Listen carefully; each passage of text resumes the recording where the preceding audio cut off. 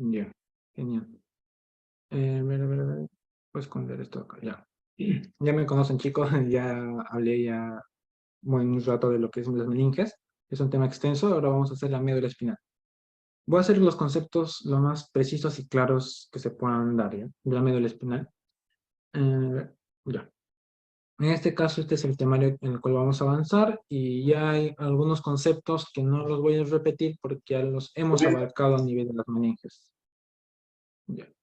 Primero, ¿cómo estudiar la neuroanatomía? Esto es importante y esto es lo que siempre inicio, es primero, hay 4 pilares. La configuración externa, o también llamado la morfología externa, que es todo lo que tú puedas ver con tus ojos. La configuración interna, que se va a dar mediante cortes y tinciones, y tú vas a ver lo que es la sustancia gris y la sustancia blanca, que ahorita lo voy a especificar. Y luego viene la funcionalidad, ¿ya? La funcionalidad es cómo funciona o cuál es la finalidad de estas estructuras. Ahí algunos autores agregan, y a mí sí me gusta agregar en este caso, lo que es la irrigación, porque es un pilar fundamental. Si ustedes conocen estos 4 pilares, todo problema de la parte de neurociencias o la parte de neurología, van a saber dónde está localizado la patología, qué es lo que está ocasionando y cuál es lo que está fallando, ¿ya? Es bien importante y bien sencillo si es que se aprende de esta manera. En este caso voy a hacer la configuración externa, mañana van a hacer lo que es la irrigación. Y configuración interna también de la médula. Para esto yo quiero que me entiendan primero qué es sustancia gris y qué es sustancia blanca. Ya. Acá encuentran una neurona típica, el cual va a tener su dendrita, va a tener su somocuerpo y va a tener su núcleo. De ahí vamos a encontrar que tiene una prolongación larga que se llama el axón, y este axón va a estar mielinizado. Y al final este axón va a terminar en forma de radiaciones llamadas el telodendrón. ¿Qué es lo que va a pasar? La dendrita o cuerpo más el núcleo me va a formar la famosa sustancia gris. Y lo que es el axón y la vaina de mielina me va a formar lo que es la sustancia blanca. Quiero que me entiendan acá. Acá se procesa información. Acá se procesa. Y este solamente transmite. ¿Ya? Transmite. Nada más. Esto quiero que se acuerden bien claro, porque ustedes si ya están llevando cirugía o van a llevar lo que es, por ejemplo, la casa de colgajos o de injertos nerviosos, este concepto es importante, porque con esto se van a dar cuenta que sí se puede hacer injerto de nervios siempre y cuando sean netamente las vainas de mielina con su axón, o sea, sustancia blanca, porque solamente transmiten. Entre ambas neuronas va a haber una conexión que se va a llamar la famosa sinapsis. Generalmente suelen ser entre el telodendrón y la dendrita. Ya si están llevando fisiología van a ver que este concepto incluso se amplifica un poco más, ¿no? El sistema nervioso, ya ustedes les dije en la diapositiva anterior cómo se dividía. Y en este caso vamos a estudiar a la médula espinal. Es lo más importante, la médula espinal. Ya saben dónde está ubicado, en la parte central. Y según la división de tipo anatómico. Muy bien. Generalidades de la médula espinal. Primero, la médula espinal va a estar en el famoso conducto vertebral. Y para que ustedes entiendan el conducto vertebral, tienen que entender 3 conceptos. ¿Qué es el agujero vertebral? El agujero vertebral. Ese es el primer concepto, el agujero vertebral. El otro, el agujero de conjunción o también llamado intervertebral. ¿Ya? Y por último, intervertebral. Y por último, ¿qué es el conducto vertebral? Si ustedes me tienen en cuenta estos 3 conceptos, van a poder localizar dónde está la médula y sus estructuras a la perfección. ¿Ya? Lo que están viendo acá es una vértebra. Lo vamos a hacer de forma muy sencillita porque esto se va a amplificar un poco más adelante. Lo que está acá se llama el cuerpo vertebral. Este es el famoso cuerpo vertebral. ¿Ya? Este es el famoso cuerpo vertebral. Del cuerpo vertebral van a salir 2 estructuras llamadas los pedículos. Estos son los famosos pedículos. ¿Ya? Estos son los pedículos. De los pedículos se va a continuar mediante estructuras. A ver. Ya, ya. 2 estructuras que van a ser las láminas que están acá. Y después de las láminas se van a juntar y van a formar lo que sería la apófisis espinosa. Y entre la lámina y el pedículo van a salir lo que serían las apófisis transversas. Eso quiero que entiendan. El cuerpo vertebral y la parte posterior es el arco. El arco vertebral va a conformar el pedículo más las láminas. Quiero que se acuerden eso. Pedículo más las láminas me va a formar el arco vertebral. Pedículo más láminas, ¿ya? Quiero que se acuerden eso. ¿Qué más? Acá vienen los conceptos. Entre el arco vertebral y el cuerpo vertebral va a estar el agujero vertebral. Este de acá. Espérate. Ya. Acá, ya. Acá voy a encontrar el famoso agujero vertebral. Esto quiero que se acuerden. Y cuando yo junto los diferentes agujeros vertebrales, como se están viendo acá, estos agujeros vertebrales me van a formar el conducto vertebral. El agujero vertebral, cuando se junta, va a formar el conducto vertebral. ¿Y qué es el agujero de conjunción o intervertebral? Entre ambos pedículos, por ejemplo, acá hay un pedículo y acá hay otro pedículo, entre ambos pedículos va a formarse otro agujerito. Ya, ese agujerito que está en las partes laterales se le va a llamar el agujero intervertebral o llamado también agujero de conjunción. ¿Ya? Quiero que me entiendan bien ese concepto. La médula, ¿dónde está ubicado? En el conducto vertebral, que es la fusión de los agujeros vertebrales. Muy bien, eso ya lo tienen en cuenta. ¿Qué más? El conducto vertebral no solamente vamos a encontrar la médula, encontramos al saco dural, que ya lo hemos visto, sus meninges, y vamos a encontrar un espacio, el espacio epidural. En el espacio epidural encontrábamos la grasa, el plexo venoso, las arterias, los nervios y los vasos linfáticos, que ya lo habíamos hablado. Entonces, ya eso lo vamos a pasar de forma veloz. ¿Dónde las características que va a tener? Esto, lo que también es una disección de humano, como ven acá, es un tallo cilíndrico, es de color blanquecino y va a tener ciertas medidas, ¿ya? En el caso del hombre mide 45 centímetros de largo o de longitud, en la mujer 42, ancho 1 centímetro y su diámetro transversal puede variar de 1 a 2 milímetros hasta 3 a 4, ¿ya? ¿Esto por qué se debe? Porque tiene unas intumescencias. Esta I viene de intumescencias, ¿ya? Que están acá. Y tiene dos intumescencias que significan ensanchamientos. Son los famosos ensanchamientos o intumescencias cervical y la intumescencia lumbosacra. Cuando hablamos de la médula, quiero que se acuerden esto. La médula va a tener pequeños segmentos, ¿ya? Pequeños segmentos. La misma médula, la misma médula. Estos se les va a llamar segmentos medulares, también llamados mielómeros, o en algunos casos también se le va a llamar las metámeras, ¿ya? Mielómeros, metámeras o segmentos medulares. Quiero que se acuerden este concepto. Eso es importante. Pero la médula está en el conducto vertebral, ¿no? El conducto vertebral. ¿Y qué es lo que va a pasar? Acá va a haber otro concepto. Tenemos vértebras y segmentos medulares. ¿Cuántos segmentos medulares tenemos? Tenemos 8 segmentos cervicales, tenemos 12 torácicos, tenemos 5 lumbares, 5 sacros, y algunos autores mencionan que un coccigio por ahí. O sea, tenemos 31 segmentos medulares. Acá el coccigio puede variar, ¿ya? Algunos dicen ahí hasta 6 que se fusionan en uno, ya por si acaso. ¿Y cuántas vértebras tenemos? Ahí viene el otro concepto. ¿Cuántas vértebras tenemos? 7 vértebras cervicales, 12 vértebras torácicas, 5 vértebras lumbares, 5 sacras y de 3 a 6 coccigias que están fusionadas, ¿no? Entonces, si es que ustedes están dándose cuenta, yo puedo hablar a nivel de segmentos medulares o a nivel de vértebras. Ya, ese concepto quiero que entiendan acá.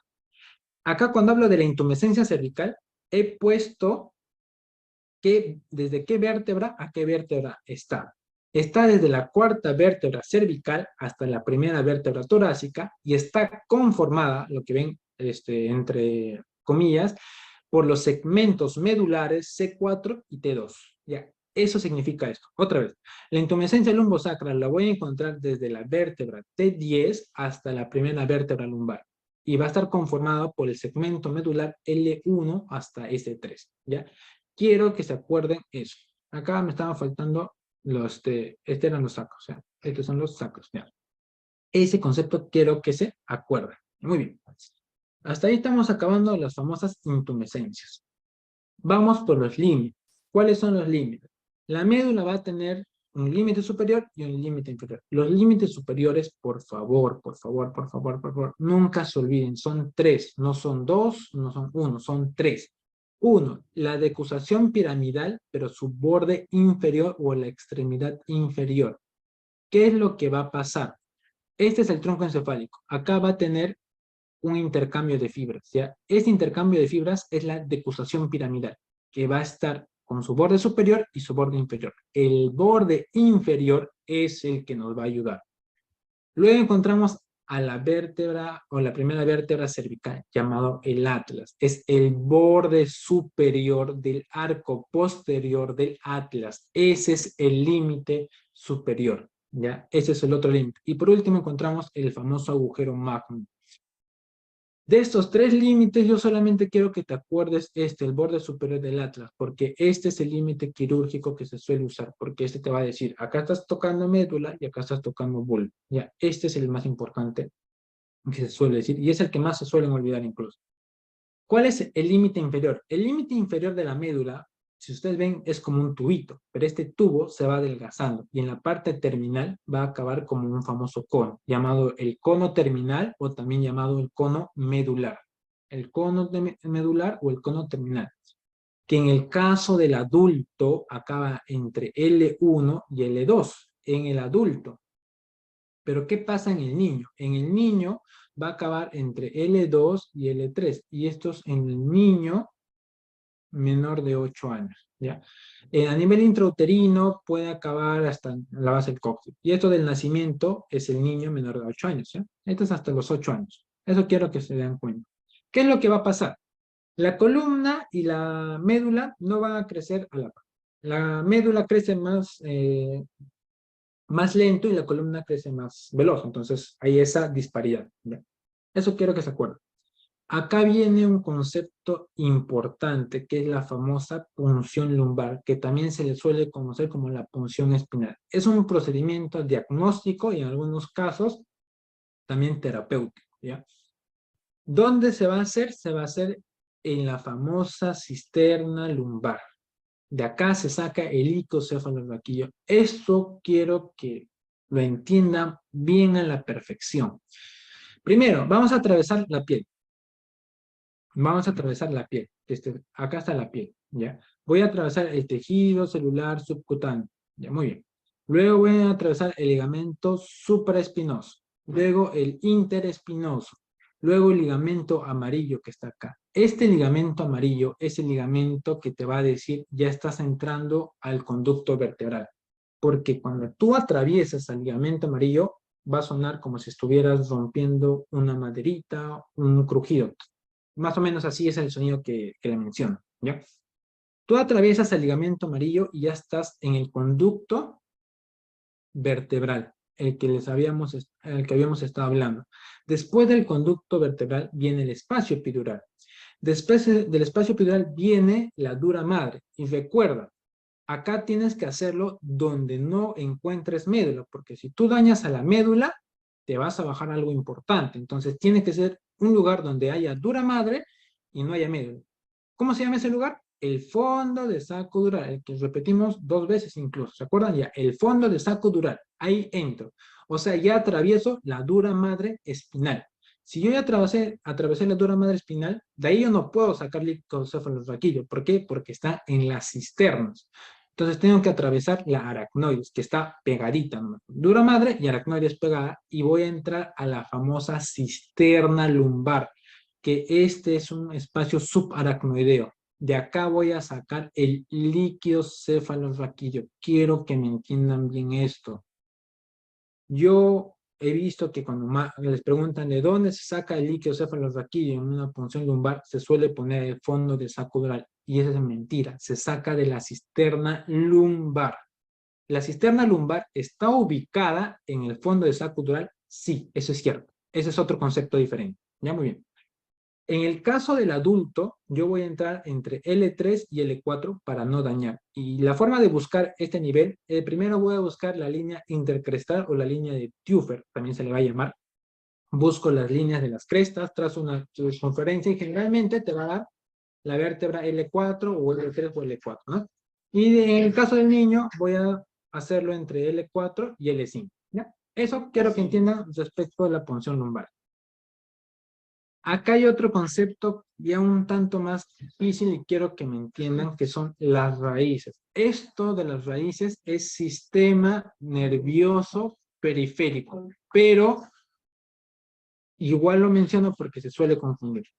Las raíces van a nacer primero de la médula, tanto del asta anterior y del asta posterior. ¿Qué cosa es el asta anterior y el asta posterior? Lo vamos a ver a continuación, no se preocupen. Van a nacer la raíz anterior y la raíz posterior. El anterior y posterior se juntan y van a formar el nervio espinal. Ese es el concepto que quiero que se acuerden. La raíz posterior va a tener su ganglio, ya va a tener su propio ganglio. Y eso es lo que está describiendo acá.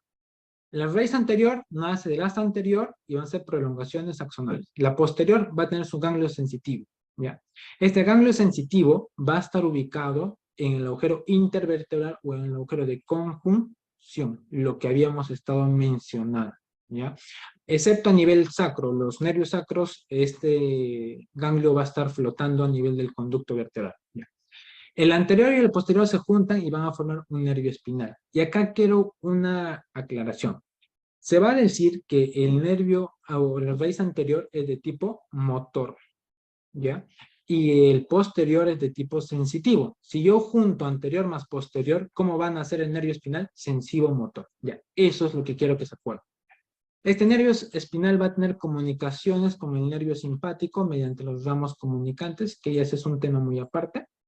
Y adicional a esto, el nervio espinal, como primera rama, siempre va a dar al ramo meningeo o al ramo meningeo recurrente espinal. Ya, eso quiero que se acuerden, nada más. Este nervio espinal es lo que se suelen confundir la dirección, ¿ya? Cuando el nervio espinal nace, va a tener una dirección. Por ejemplo, este es el nervio espinal. Este nervio espinal tiene que subir, miren, ¿ves? Tiene que subir hasta la médula, porque la médula está acá. Entonces, esa dirección va a depender de qué segmento medular estamos hablando. Segmento medular, ¿ya?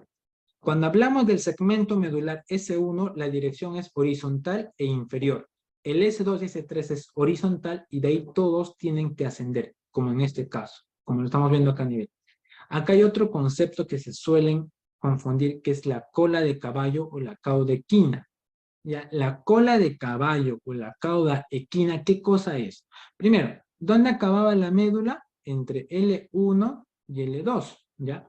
A partir de ahí solamente vamos a encontrar el fondo de saco dural, pero en este fondo de saco dural vamos a encontrar nervios que están saliendo. Ya, esos nervios que están saliendo hasta más abajo van a formar una cola de caballo. Ya, esa es la famosa cola de caballo o la cauda equina, que va a estar siendo conformada desde las raíces, desde L2 para abajo, o sea, L2, L3, L4, L5, S1, S2, hasta el coxigio número 0 o 1 que se le puede denominar. Ya, eso es lo que quiero que entiendan de las raíces. Hay otro concepto que acá quiero aclarar y, a ver,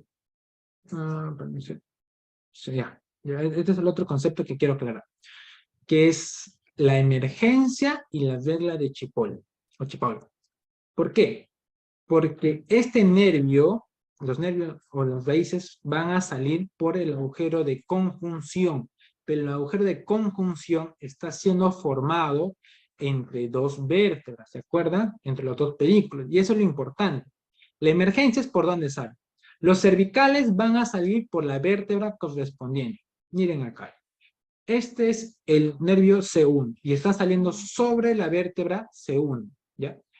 Pero en el caso de los otros nervios no cervicales, por ejemplo, un torácico, sale debajo. Mírenme. Este es el segmento medular T3. Va a dar su raíz T3. Y el T3 está saliendo debajo de la vértebra T3. Eso quiere decir la emergencia, ¿ya? Son solamente dos situaciones. ¿Es cervical o no es cervical? Solamente hay un caso especial, que es el nervio C8. Como no hay una vértebra C8, este nervio cervical sale entre C7 y T1. Este es el único caso especial que quiero que se acuerden, ¿ya? Y otra cosa es la regla de Chipoll, o la relación vértebro-medular. Esta regla varía demasiado Lo menciono solamente para que tengan en cuenta y son conceptos diferentes. Dirección, emergencia y la relación vértebro-medular. ¿Qué quiere decir esto? Estos son los famosos segmentos medulares. Muy bien. Y estas son las vértebras que están adelante. ¿Qué es lo que pasa?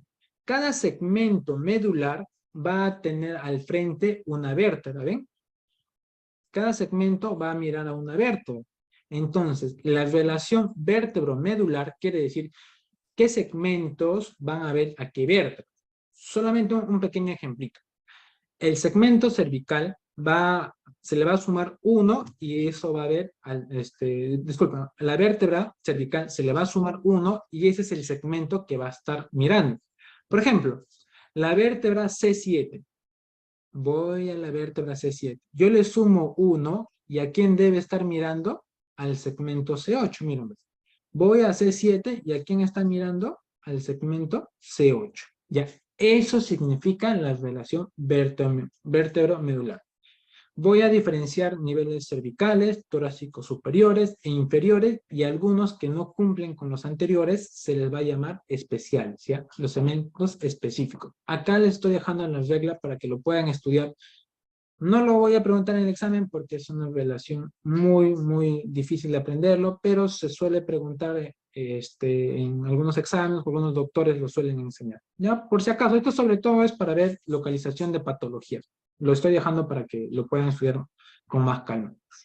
Acá hay otro concepto que es bien, bien erróneo y son raíces y los ramos. ¿Qué son? Primero, ya hemos visto esto en lo que es la meninges, ¿no? Ya. De la médula va a salir la raíz anterior y va a salir la raíz posterior. Esos dos se van a juntar. Recuerden que la raíz posterior tiene su ganglio sensitivo. Esos dos se van a juntar y van a formar el famoso nervio espinal. Ya. Este nervio espinal se va a volver a dividir en un ramo posterior y en un ramo anterior. Ya. Este concepto quiero que me entiendan. ¿Por qué? A grosso modo voy a decir que la raíz anterior es motor y la raíz posterior es sensitivo. Ambos van a juntar y se van a formar la raíz espinal que es sensivo motor. El ramo anterior va a tener la característica de ser sensivo motor y el ramo posterior también sensivo motor. Ya, este concepto es importante porque ustedes van a leer algunos autores que dicen que todo plexo del cuerpo humano, el plexo braquial, cervical, el plexo lumbosacro, está formado por las raíces anteriores. Y eso es mentira. Está formado por los ramos anteriores. Estos están formando el plexo cervical, el plexo braquial y el plexo lumbosacro. Esto lo van a ver en miembro superior y en miembro inferior. ¿Ya? La primera rama de estos nervios es el ramo meningio y sobre todo va a inervar la dura madre espinal en este caso. Puede salir del ramo anterior o del nervio espinal. Medios de fijación de la médula espinal. Son 4 fijaciones. ¿Cuáles son? Por encima, ¿con quién se continúa? Con el tronco encefálico. Y por abajo, con el ligamento coxígeo. Acá quiero hacer la aclaración. La médula espinal acaba como cono medular, pero tiene una prolongación. ¿Ya? Esa prolongación es pia madre. Esa pia madre forma el filium terminale. ¿Ya? Este filium terminal va a atravesar lo que es la dura madre o el saco dural a nivel de S2 y S3 y se va a continuar hasta abajo. ¿Ya? Esto se le va a conocer como el filium terminale interno, pero en este caso, como ya pasó la dura madre, se le va a conocer como el filium terminale externo. ¿Ya? Ahora, este filium terminale externo va a ser recubierto. ¿Por quién? Por la dura madre. ¿Ya? Esa dura madre lo va a recubrir y se va a llamar como ligamento coxígeo. Por eso, algunos autores denominan el ligamento coxígeo como el filium terminale externo. Es un concepto erróneo, pero puede ser válido, por si acaso. Les estoy haciendo la aclaración. Luego, la médula espinal va a tener prolongaciones laterales que lo van a fijar. En este caso son 2. Los nervios espinales, como tal que están mirando, y estos nervios espinales están siendo envueltos. ¿Por quién? Por la dura madre. O sea, ¿cómo se llamaba ese envolvimiento? La vaina fibrosa o las vainas durales. ¿Ya? Estas son las vainas durales. Y adicional a eso, la médula va a estar fijado a la dura madre o al saco dural. Y estas se van a llamar las formaciones de pía madre. Y van a ser dos tipos de formaciones. Las formaciones anteroposteriores y las formaciones laterales. Las formaciones anteroposteriores a veces pueden ser fuertes, a veces pueden ser un poco delicadas, pero no se suele mencionar mucho. Y luego están las prolongaciones laterales, que son los famosos ligamentos dentados, que lo formaban la pía madre. ¿Ya? Eso quiero que me entiendan. Formaciones de pía madre son dos, anteroposteriores y los laterales, que son los famosos ligamentos dentados. Incluso las formaciones anteroposteriores pueden formar un tabique que tiene un nombre en especial, pero en este caso no les va a aportar mayor información, ¿ya? Eso quiero que lo tengan en cuenta. A ver. Ya, acá está. Ya. Ahora pasamos a la última parte, lo que es la morfología externa. Y después pasamos a la morfología interna. En la morfología externa, yo quiero que se acuerden esto. La médula tiene surcos y fisuras. Una fisura es una profundidad más grande. La fisura media anterior, que va a estar en la parte anterior, y es una fisura como tal mismo. Luego voy a encontrar al surco anterolateral. Este surco anterolateral lo voy a reconocer porque de acá van a estar saliendo las raíces anteriores. ¿Ya? Este es el surco anterolateral. Voy a coger este de acá. Este es el surco anterolateral. ¿Qué más? Voy a encontrar un surco posterolateral, que está acá. Y por último voy a encontrar al surco medio posterior, que está acá, ¿no? Ya. Entonces, ¿qué pasa si yo junto estos surcos? Me van a delimitar áreas. Y en la médula pasa algo curioso. La sustancia gris está dentro y la sustancia blanca está afuera. Entonces, lo que me van a delimitar estos surcos son sustancia blanca. Y esa sustancia blanca se va a llamar cordón o funículo, ¿ya? ¿Cómo viene? Esto es la fisura anterior. ¿Ya? Este es el surco anterolateral. Entonces, yo trazo el espacio que se forma entre estos dos surcos y solamente sustancia blanca. Esto se le va a denominar cordón o funículo. Este es el cordón o funículo anterior. Y lo mismo va a pasar entre el surco anterolateral y el surco posterolateral. Todo esto que está acá va a tener como nombre de cordón lateral y todo lo que está acá va a tener como nombre de cordón posterior. Ya, eso es un concepto importante.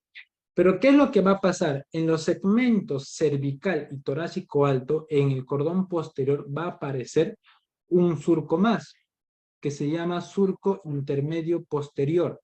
Miren, este surco me va a dividir en dos porciones al cordón posterior.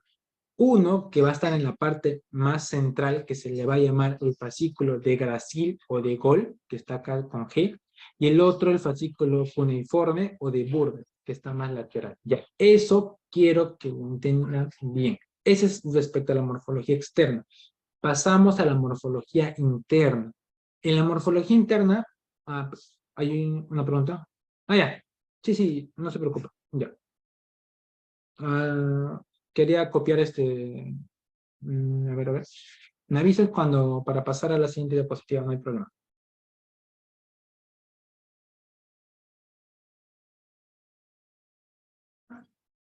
Ya. Me avisas cuando ya está para pasar a la siguiente diapositiva. No se olviden, la médula tiene sustancia gris en la parte central y la sustancia blanca periférica. Los cordones o funículos van a ser la sustancia blanca, ¿ya? Cordón o funículo, sustancia blanca. Quiero que se acuerden eso nomás. Ese concepto es importante. Ya. ¿Cuál es el que divide? Es el surco intermedio posterior. Este surco se divide en dos fascículos. El fascículo gracil, también llamado fascículo de Gol, y el fascículo cuneiforme, llamado también fascículo de Burdach. ¿ya? Acá están la C y la G, respectivamente. G de Gol o de Brasil y C de cuneiforme o de Burgach, ¿ya? Y solamente la vamos a encontrar a nivel cervical y a nivel torácico alto, ¿ya? Para que lo tengan en cuenta. No va a aparecer en toda la columna, en toda la médula espinal, solamente a nivel cervical y torácico alto. Yo les voy a mencionar un poco más esa parte más adelante, no se preocupen. Ya. A ver, ya, pasamos. La morfología interna. ¿Qué es lo que va a pasar? Este es el surco medio posterior, el que ya acabamos de ver. Ese surco va a tener un tabique que va a ir hasta el centro. Y este se va a llamar como el tabique medio o el septo medio posterior, que va a ser neuroglia netamente. ¿Qué es lo que va a pasar? Acá encontramos a la fisura media anterior. Entre la fisura media anterior y el tabique medio posterior va a haber un pedazo de sustancia o un pedazo de tejido. ¿Ya? Esto se le va a conocer como la comisura medular. Y esta comisura medular va a tener dos componentes. Esto quiero que me entiendan muy bien. La comisura medular se va a dividir en una comisura gris y en una comisura blanca. ¿Ya? Comisura gris y comisura blanca. Y en la comisura gris, por el conducto central o el canal ependimario que está acá, se va a dividir en dos. En comisura gris anterior y comisura gris posterior.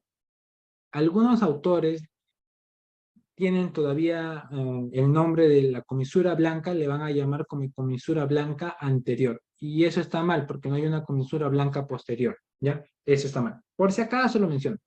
Entonces, lo que está acá es la comisura blanca, esta es la comisura gris anterior, y esta es la comisura gris posterior. ¿Ya? Esto es la comisura medular. Eso quiero que se acuerden. ¿Qué más? Dentro vamos a empezar a visualizar ya la sustancia gris. La sustancia gris va a tener dos zonas, la zona central y la zona lateral. Esta zona central va a ser conocida, no, la zona lateral va a ser conocida como las masas laterales, que se va a dividir en tres porciones. El asta anterior. El asta anterior es la más voluminosa y se le va a conocer como el asta motora también, y va a tener dos porciones fundamentales, ¿ya? La cabeza y la base, ¿ya? Eso nomás quiero que se acuerden. Y generalmente es la motora, eso quiero que se acuerden. Luego pasamos a la asta posterior, que es un poco más alargada, ¿ya? Y esta va a tener tres porciones: base, cuello y cabeza, ¿ya? Tiene tres porciones. Acá viene el concepto que yo quisiera que nunca se olviden, y lo van a ver en el taller cuando van a ver pequeñas muestras de médula, porque la médula es bien delgadita, es que el asta posterior suele estar muy... Sí, no, sí. Perdón. Ya. El asta posterior suele estar muy pegada al borde de la médula. ¿Ya? Este es el borde de la médula y suele estar muy pegada. Solamente va a dejar un pequeño espacio que se le va a llamar el tracto posterolateral o el tracto de Lissauer, ¿ya? Este es el tracto posterolateral o el tracto de Lissauer. Pero es un espacio demasiado pequeño comparado con el asta anterior, que es un espacio bien, pero bien amplio. Cuando ustedes tengan un pedazo de médula, van a poder diferenciar anterior de posterior por esto, porque el asta anterior está bien alejada y el asta posterior está bien cerca. ¿Ya? Quiero que se conecten. Ahora, entre las bases del asta anterior y del asta posterior va a salir una región. Ya, esa región se le llama la columna intermedia. Esta zona de acá se le llama la columna intermedia. La columna intermedia va a estar en toda la médula. A nivel cervical, de acá va a ser atravesada por el nervio espinal. Y a nivel torácico, esta columna va a tener una prolongación, le va a salir un cachito. Ya ese cachito se le va a llamar el asta lateral. Quiero que me entiendan eso. Ese es el asta lateral. Y por último, para finalizar esta parte, vamos a encontrar que en la zona central, porque esta es la masa lateral, en la zona central vamos a encontrar la comisura y el conducto central o el ventrículo, y este conducto central va a estar en toda la médula, ¿ya? Y hay zonas en las cuales va a estar taponada y hay zonas en las cuales va a estar libre o va a haber un conducto como tal. Y algunos autores mencionan que la última abertura de este conducto se le va a llamar como el ventrículo terminal de la médula espinal o también llamado el ventrículo de Krauser, ¿ya? Por si acaso lo menciono por ahí, por si acaso, si es que alguien ha escuchado más por ahí, el ventrículo de Krauser o el ventrículo terminal. Cuando yo cojo la médula, la voy a dividir en 4 porciones, dependiendo del autor, ¿ya? Porque hay autores que lo pueden dividir entre 5, entre 6. A mí me gusta más esta división, que es división cervical, torácica, lumbar y sacro. La división cervical va a estar a nivel cervical, la otra a nivel torácico, la otra a nivel lumbar y a nivel sacro. Acá quiero que se den cuenta las características. Cuando habla a nivel cervical, tiene un asta anterior voluminosa, un asta lateral que está dentro o está escondido a nivel anterior y va a tener el tabique intermedio, que es esto, la característica que le va a diferenciar. Y cuando yo hablo a nivel torácico, tienen que buscarme esto, ¿ya? Van a encontrar una que otra característica, pero tienen que buscar esto, el asta lateral. El asta lateral te va a decir, estás a nivel torácico. Cuando hablas a nivel lumbar, tiene una asta anterior voluminosa, y en este caso, también el asta lateral va a estar dentro del asta anterior. Pero miren, el tamaño va disminuyendo, y la sustancia blanca va disminuyendo a medida que vamos bajando, ¿ya? Si se dan cuenta, la sustancia blanca a nivel cervical es grande, pero a nivel lumbar ya está disminuyendo. Eso quiero que entiendan, ese otro concepto. Y por último llegamos a nivel sacro, que ya solamente se va a quedar técnicamente con sustancia gris, que en este caso va a tener hasta anterior, hasta posterior y un hasta lateral, que algunos autores mencionan que se puede visualizar o que a veces está escondida, que se le va a llamar el hasta lateral sacra, ¿ya? Eso quiero que entiendan. Estas son las principales características que van a haber dentro de la misma médula, dependiendo del nivel que lo vean. Otra vez acá les estoy dejando la bibliografía que me basé para hacer en este caso la presentación. No sé si tienen alguna pregunta, chicos, en este momento. Si tienen alguna pregunta, pueden soltarla de una vez y estaría alegre de contestarlas. Si no, ya estarían, ya justamente me acaban de informar que el ponente ya pudo solucionar su inconveniente y va a entrar a la clase de generalidades, ¿no? Ya.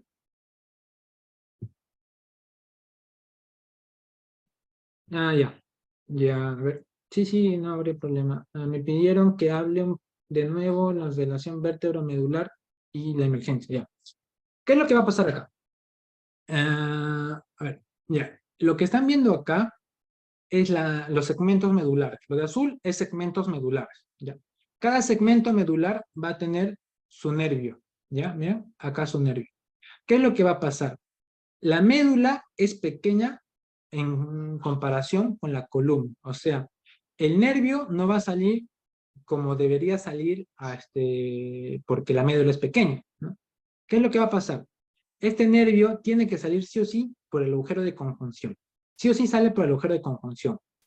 Pero vamos a definir a qué nivel estamos. Si estamos a nivel cervical, este nervio sale sobre la vértebra. Por ejemplo, miren, el nervio C3 va a salir sobre la vértebra C3. Mira, este es el nervio C3 y está saliendo sobre la vértebra C3. Eso quiere decir la emergencia. ¿Por dónde está saliendo?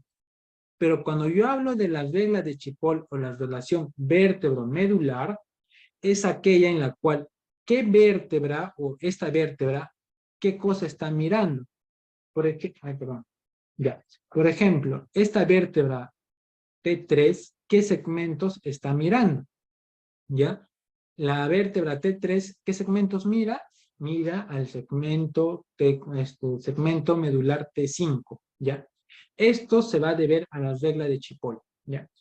Para eso primero tienes que ubicarte qué vértebra estás y tienes que sumarle dependiendo dónde estés. Si estás a nivel cervical, torácico superior o torácico inferior, o segmentos específicos. Entonces, eso tienes que acordarte. Y sobre todo esto ayuda para buscar las lesiones o los traumatismos a nivel vertebral. O sea, si yo sé qué vértebra está lesionada, sé qué segmento está lesionado, y ya sé qué nervio está afectado, y ya sé qué cosa el paciente no va a poder hacer y qué cosa va a poder hacer, ¿no? Ya eso, para eso sirve la regla de Chipoll. Ya ahí les he dejado para que lo puedan leer un poco más y si quieren memorizarlo, tenerlo ahí. ¿Sí? Bueno, si es que ya no habría otra pregunta más, ya les dejo, te dejo la batuta, Andrés, no sé si es que estás ahí. Sí, sí, por Ya, interno para. te preguntaron si la diferencia entre materia gris y sustancia gris. Sí, bueno, es lo mismo, ¿no? Pero igual para que lo aclares esto. Ya, ya, ya. Ya, espérate. Entonces, eso estaba al principio nomás. ¿Verdad? Ya. Ya, la sustancia gris y la sustancia blanca. La sustancia gris va a ser los cuerpos neuronales y la sustancia blanca van a ser axones, pero con mielina, ¿ya? Esa es la sustancia blanca y la sustancia gris. La sustancia gris se va a encargar de procesar, procesa información. O sea, esta es donde nace la información, en la cual interpreta la información. Pero en cambio, la sustancia blanca va a transmitir, solamente pasa la información. Es como si fuera una pista, ¿no? Entonces, ellos solamente pasan la información, nada más. Y recuerden, sustancia gris, cuerpos, y sustancia blanca, acciones con mielina. ¿Ya? Eso sería la pregunta, Andrés. Creo que ya tú continúas. Sí, normal. Bueno, Ya. gracias Roland por iniciar, las disculpas del caso, chicos, por los problemas de logística que ya se solucionaron. Y bueno, no, en lo que van descansando, bueno, la diferencia entre raíces y ramos, como lo mencionó, es el nivel en el que salen, ¿no? Mientras que las raíces es lo más próximo a la médula. Y esto sí es puramente o mixto o sensitivo, los ramos ya son mezclados, ¿no? Puramente motor o sensitivo, diré. Y cuando ya es ramos ya están mezclados y es para formar a los plexos, ¿no? Como mencionó Ronald. Para aclarar tu pregunta por interno. Bueno, antes de iniciar la siguiente ponencia y a modo de que descansen un rato, voy a lanzar esto que les va a salir en sus pantallas. Me confirma si les está saliendo. Simplemente marquen lo que crean conveniente respecto a las preguntas, ¿no? Son 10 preguntas sencillas para más o menos saber cómo nosotros los estamos encontrando antes de llevar el taller. Es decir, para que nosotros sepamos en qué de repente profundizar más. Y bueno, ¿no? Bueno, me presento ante todo, soy Andrés Tananta, soy ayudante de cátedra también, igual que Roland, estudiante de medicina de acá de San Marcos, de quinto año. Y bueno, para poder iniciar con el tema de generalidades y en general con el curso, queríamos tomarles esta pequeña encuesta que les va a salir ahorita en el Zoom, ¿no? Entonces, me confirman si la pueden dar, porque es a modo de un pasito chiquito antes de iniciar. Listo. Entonces, van marcándolo en lo que también van descansando, lo resuelven más o menos en 5 o 10 minutos. Yo voy a ir proyectando la ponencia, ¿ya?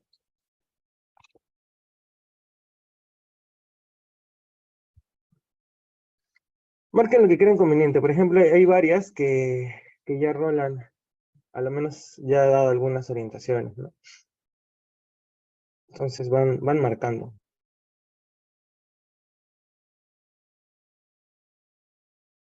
Mientras tanto, yo voy proyectando.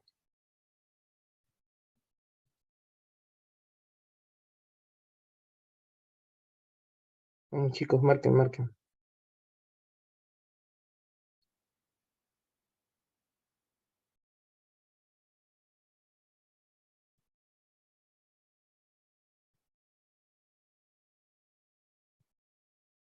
Está ya una persona.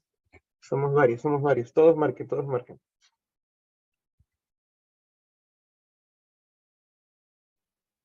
Me van dos. Los chicos me van ayudando, porfa, con emitir en el Zoom, ¿ya?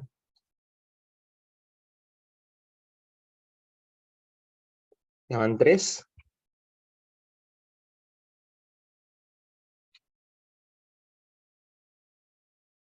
Otra vez. Normal.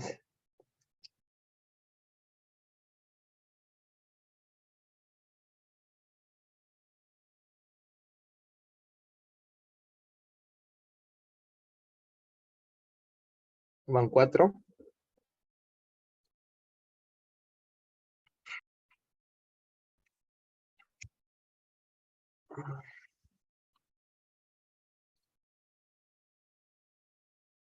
Ya van 5. Vamos bien, vamos bien.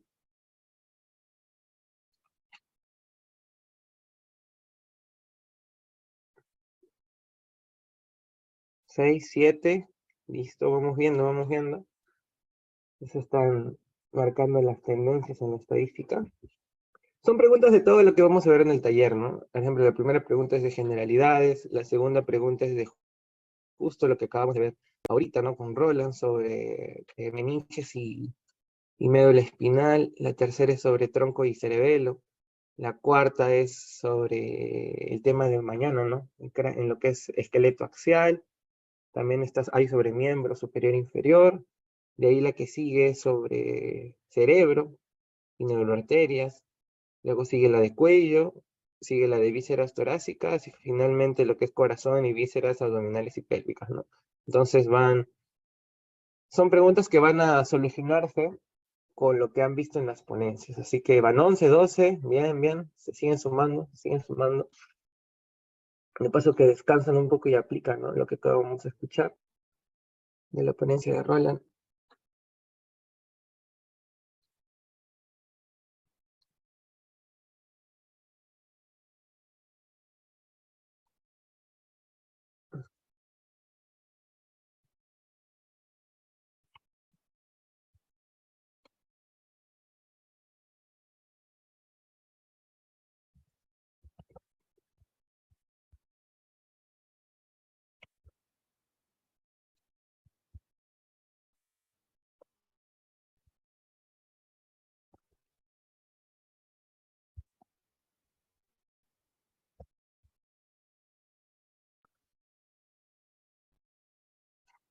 Listo, ya van 16, 18, 19. Vamos ahorita a 78, que no somos co-host, así que vamos viendo, vamos viendo. Van 20 ya. Muy bien.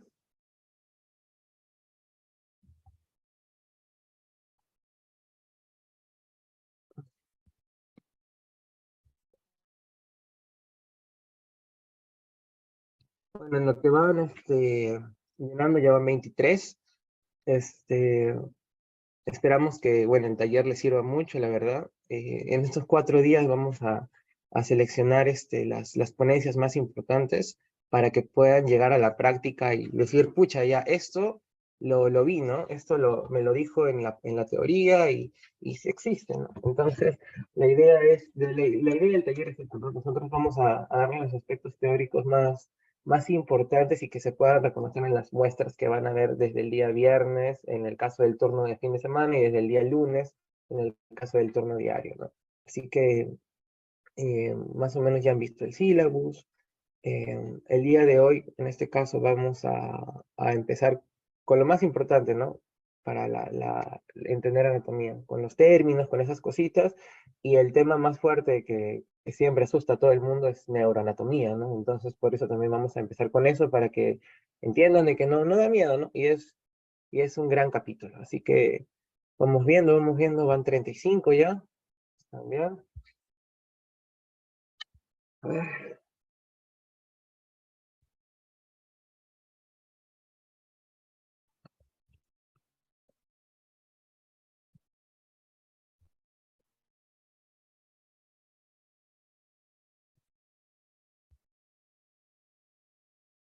ya van 39.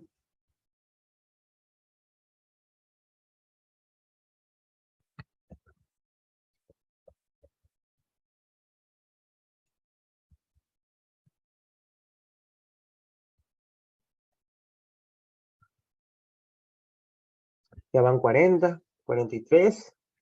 Vamos bien, vamos bien. Para iniciar 11 y 3, 11 y 4, ¿ya? La ponencia de generalidades, que es relativamente breve para tratar de que cuadren las horas. Vamos a tratar de acabar antes de las 12 para que Roland descanse un poco y termine la ponencia de cerebelo y de tronco, ¿no? Ya está.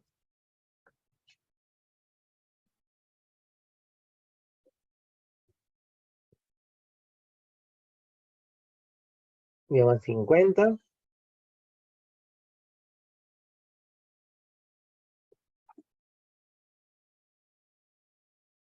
Muy bien, llevamos 8 minutos y ya van 50 personas, van muy bien. La mayoría ha ido contestando correctamente. Seguimos, ya van 55. Iniciaron 65, ¿ya? Vamos a iniciar en 65. Todas las preguntas están con el material en las diapositivas. No hay ninguna pregunta que no se haya hecho con algo que no se vaya a enseñar. Así que normal, van a, van a poder resolverlas durante el taller.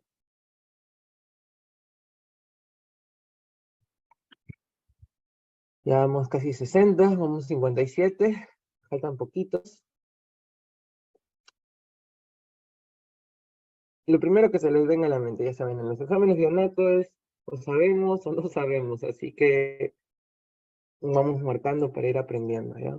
Si en algún momento no entienden algún término, no se preocupen, lo vamos a ir viendo a lo largo de todas las ponencias. Llevamos 60 ya, llevamos 60.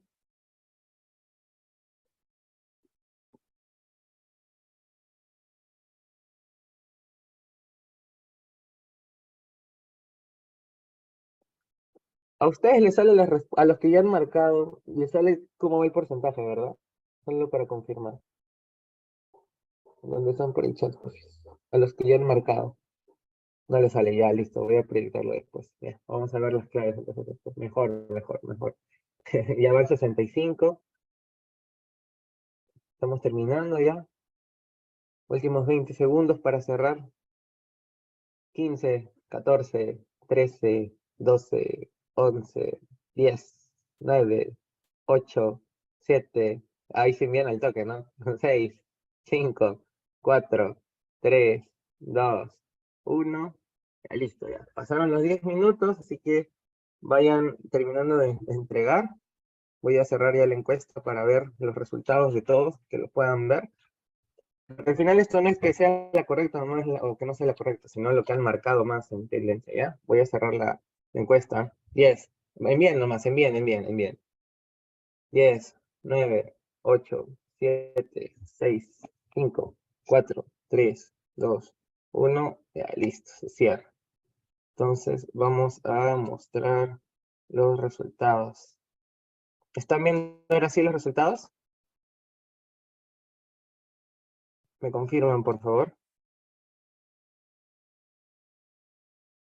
Ya listo, entonces vamos a ver qué han marcado. Ojo, esto no significa que esté correcto, por si acaso. Simplemente es lo que me ha marcado más la mayoría. Es incorrecto afirmar que sobre las generalidades anatómicas. La posición anatómica de estudio requiere bipedestación. La terminología anatómica internacional recomienda el uso de epónimos, ¿no? Esta es la que más han marcado. En este caso ustedes, ¿ya? Pregunta 2, ¿qué alternativa es incorrecta? En este caso la mayoría, el 29, ha habido un empate. La duramadre supratentorial está inervada por el trigémino. Eso está en la diapo de Roland, ¿no? Y la otra es, el ramo posterior es sensitivo y el ramo anterior es motor. Justo la pregunta que hicieron por interno, ¿no? ¿Es lo mismo ramo que raíz? Tercera pregunta. Sobre el tronco encefálico del cerebelo es falso. El 29% marcó que el árbol de la vida es la sustancia gris del cerebro. Ya. Vamos viendo. Pregunta 4. Indique la incorrecta. El atlas es la única vértebra sin cuerpo. El 38% marcó esa. Ya, vamos a ver si están bien o están mal en la ponencia de mañana. Es correcto afirmar sobre los miembros, excepto. En este caso, el 33%, uno de cada tres marcó que las porciones de la arteria axilar se ven al pectoral mayor. Ahí más o menos vamos viendo, ¿no? Ya, pregunta 6, la falsa otra vez, la falsa, siempre la falsa. El 29% marcó que el territorio de la arteria cerebral interior es la cara interna. Dios. Vamos a ver si estaba bien o estaba mal. Mañana, también con la clase de cerebro. No es verdadero afirmar sobre cuello que el 47% marcó la tiroides es palpable en cualquier paciente. Hay varios que ya han llevado clínica, parece, ¿no? Está muy bien, ya. 8, sobre las vísceras torácicas es incorrecto. El 33% marcó que el pulmón derecho posee 10 segmentos. Ya, eso también lo vamos a ver el día miércoles, si no me equivoco.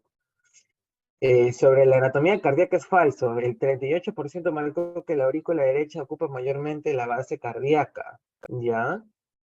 Ahora veamos. Sobre la anatomía abdominal. Y por último, y pélvica. El 41% marcó que el drenaje venoso del recto es una anastomosis por tocado. Ojo, todas las preguntas eran buscando la incorrecta, la falsa. Ya bien, más o menos en base a esto, nosotros sacamos, ¿no? Un diagnóstico de lo que tenemos. Entonces, darle las claves ahorita sería porlas, lo vamos a ir haciendo a lo largo de las ponencias, así que voy a dejar de compartir y vamos a iniciar de una vez la presentación, ¿ya? Voy a descargar los resultados, no me olviden. Y listo. Entonces, con eso vamos a iniciar el día de hoy lo que sería la parte de generalidades anatómicas. ¿Me confirman si se puede ver la presentación, por favor?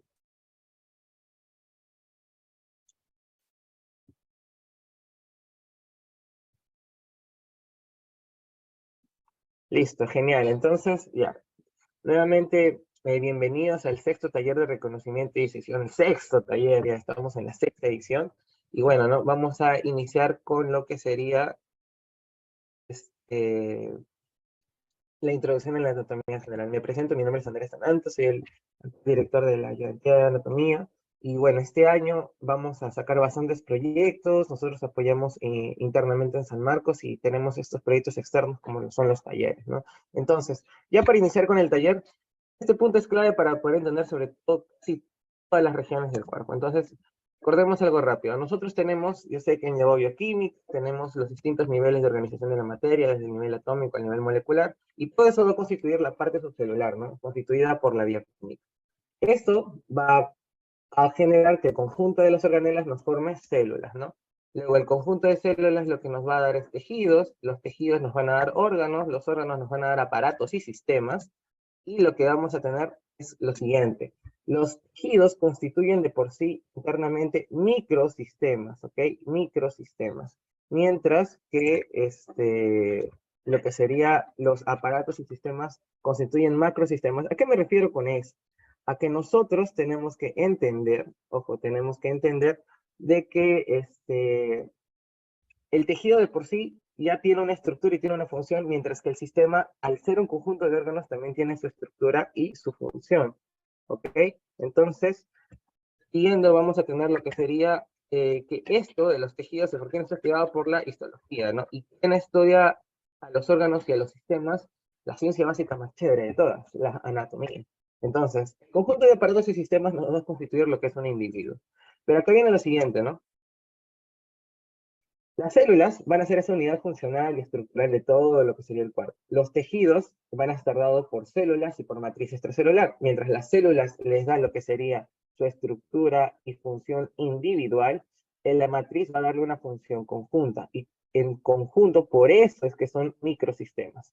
El segundo punto es, los órganos son un conjunto organizado de dos a más tejidos, ¿ok? Por definición. Entonces, por ejemplo, aquí en el tejido cardíaco, ¿qué tenemos?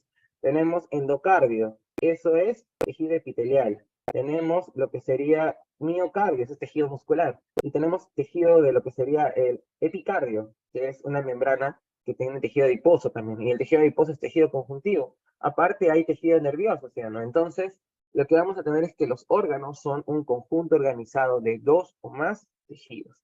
El siguiente punto es quizás algo que siempre abre debate y siempre preguntan desde primaria, desde secundaria, ¿cuál es la diferencia entre aparato y sistema? Entonces yo te vengo a resolver esa duda existencial. Los aparatos y sistemas, ambos, ¿qué cosas son? Son un conjunto de órganos, son un conjunto de órganos, porque como estamos subiendo en niveles, si tejidos los junto y me forman órganos, junto órganos me forman aparatos y sistemas. La diferencia está en que un sistema es un conjunto de órganos, pero organizados para una función compleja, es decir, tiene un concepto más funcional, un sistema, es como los distintos puntos de un reloj que permiten que funcione, ¿ok? Y en segundo punto, el aparato es más una secuencia de estructuras, por eso hablamos de aparato digestivo, hablamos de aparato respiratorio, porque primero viene la tráquea, luego vienen los bronquios, luego vienen los segmentos bronquiales, etcétera, ¿no? Entonces, Mientras que aparato es una secuencia de estructuras, es un concepto más orgánico, el sistema es un concepto más funcional. Y también tenemos que tener en cuenta otra diferencia esencial, ¿no? Mientras que el sistema se suele decir, ojo, hay literatura acá que lo debate, que el tejido, que con los tejidos que conforman los sistemas son similares, son homogéneos, en el aparato son múltiples tejidos, ¿ok? Esta segunda definición es debatible, pero igual se las dejo. Entonces, bajo ese criterio, por ejemplo, en el sistema nervioso casi todo es tejido nervioso y además coordina funciones complejas. Por eso se dice sistema nervioso. Nunca en ningún libro van a ver que diga aparato nervioso, ¿o sí? Pero en el caso de lo que sería el sistema y el aparato digestivo lo han escuchado indiscriminadamente, porque podemos entenderlo como una secuencia de órganos, o lo podemos también tener en cuenta como que tienen distintos tejidos. No tiene los 4 tejidos, tiene tejido nervioso, tejido muscular, tejido epitelial, tejido conjuntivo. Entonces, una vez entendida esa diferencia entre aparato y sistema, que es el primer concepto que quiero que se lleven del día, vamos a entender que el individuo se organiza en regiones. Y cuando hablamos de regiones, nosotros tenemos que entender que hay un eje del cuerpo y va a haber apéndices, es decir, un apéndice, anatómicamente hablando, es algo que te queda, por así decirlo, colgando, sobrando. Por eso el apéndice fecal es esa cosita que queda colgando en el ciego. Es una extremidad, es algo que cuelga, por así decirlo. Entonces, en el cuerpo tenemos un eje central que es el eje axial, el componente axial, que está compuesto por la cabeza. La cabeza a su vez tiene el cráneo y las regiones de la cara. Tenemos a lo que es el cuello, que es la porción anterior de la parte inferior de la cabeza, y lo que sería el tronco, ¿no? Que está compuesto por todo el dorso que constituye desde la nuca hasta la parte baja de la espalda, el tórax, que viene a ser dado por la parrilla costal principalmente, el abdomen, que está dado por todas las vísceras, y bueno, la pared abdominal y la pelvis, ¿no? Que es la parte inferior que está dentro de la cavidad pélvica, y ahí tenemos también algunas vísceras, ¿no? Y como les mencioné, el dorso. En la parte apendicular quiero que tengan en cuenta el término miembros, porque la manera correcta de mencionarlo en medicina son los miembros, miembro superior, miembro inferior, no se dice extremidad. Extremidad es la parte de un hueso que está más alejada del centro, puede haber extremidad proximal o distal, pero eso es para huesos, o para cualquier órgano en general. Miembro se dice para lo que sería,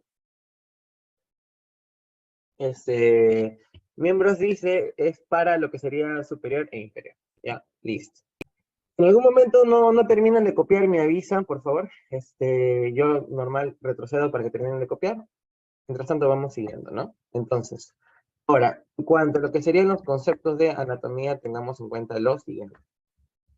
La definición de anatomía, ¿qué cosa es? Es la rama de las ciencias biológicas o morfológicas, en este caso, que estudia ¿qué cosa? La forma, la estructuración y las relaciones funcionales que tiene un órgano, y en especial un conjunto de órganos, una región.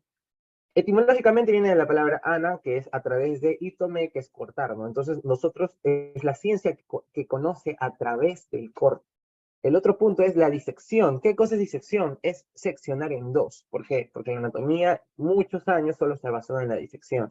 Precisamente, ¿quién es el padre de la anatomía antigua? Erófilo y Erasistrato. ¿Por qué son los padres de la anatomía antigua? Porque fueron los primeros que tuvieron el valor en una sociedad que no aceptaba este tipo de prácticas, de poder sacar los permisos, etcétera, para poder abrir un anfiteatro, es decir, hacer disecciones para conocer al cuerpo humano. Y en el caso de la anatomía moderna, mi tocayo Andrés de Salias, que es el que retomó esto en el Renacimiento y a partir de él se arrancó totalmente para lo que es la investigación en anatomía. Ahora, otro punto importante es la terminología anatómica, y hay que tener en cuenta esto. Todo inicia en la nómina anatómica de Basilea, porque antes de eso la gente usaba la anatomía que quería. Es decir, Andrés, que o sea, no había anatomía antes de 1895, no es eso, sino que la gente, por ejemplo, ¿por qué creen que a veces hay términos que tienen 1000 epónimos? Por ejemplo, el fascículo arqueado, o trabécula septomarginal de Tadler, bandeletas y forma de Leonardo da Vinci. Es la misma estructura, pero tiene 1000 nombres, porque cada persona que le iba describiendo le iba poniendo su nombre. O también, como dices tú, se parecía a una forma geométrica o algo, y le daban ese nombre. Entonces, el primer intento de hacer todo un conjunto unificado de anatomía, de terminología, es en Basilea, en Suiza, que se da el primer listado en latín. Posterior a ello se sacan más ediciones y es en la nómina anatómica de París, en el 55, que deciden agregar un poco de raíces en griego y sobre todo usa bastantes epónimos.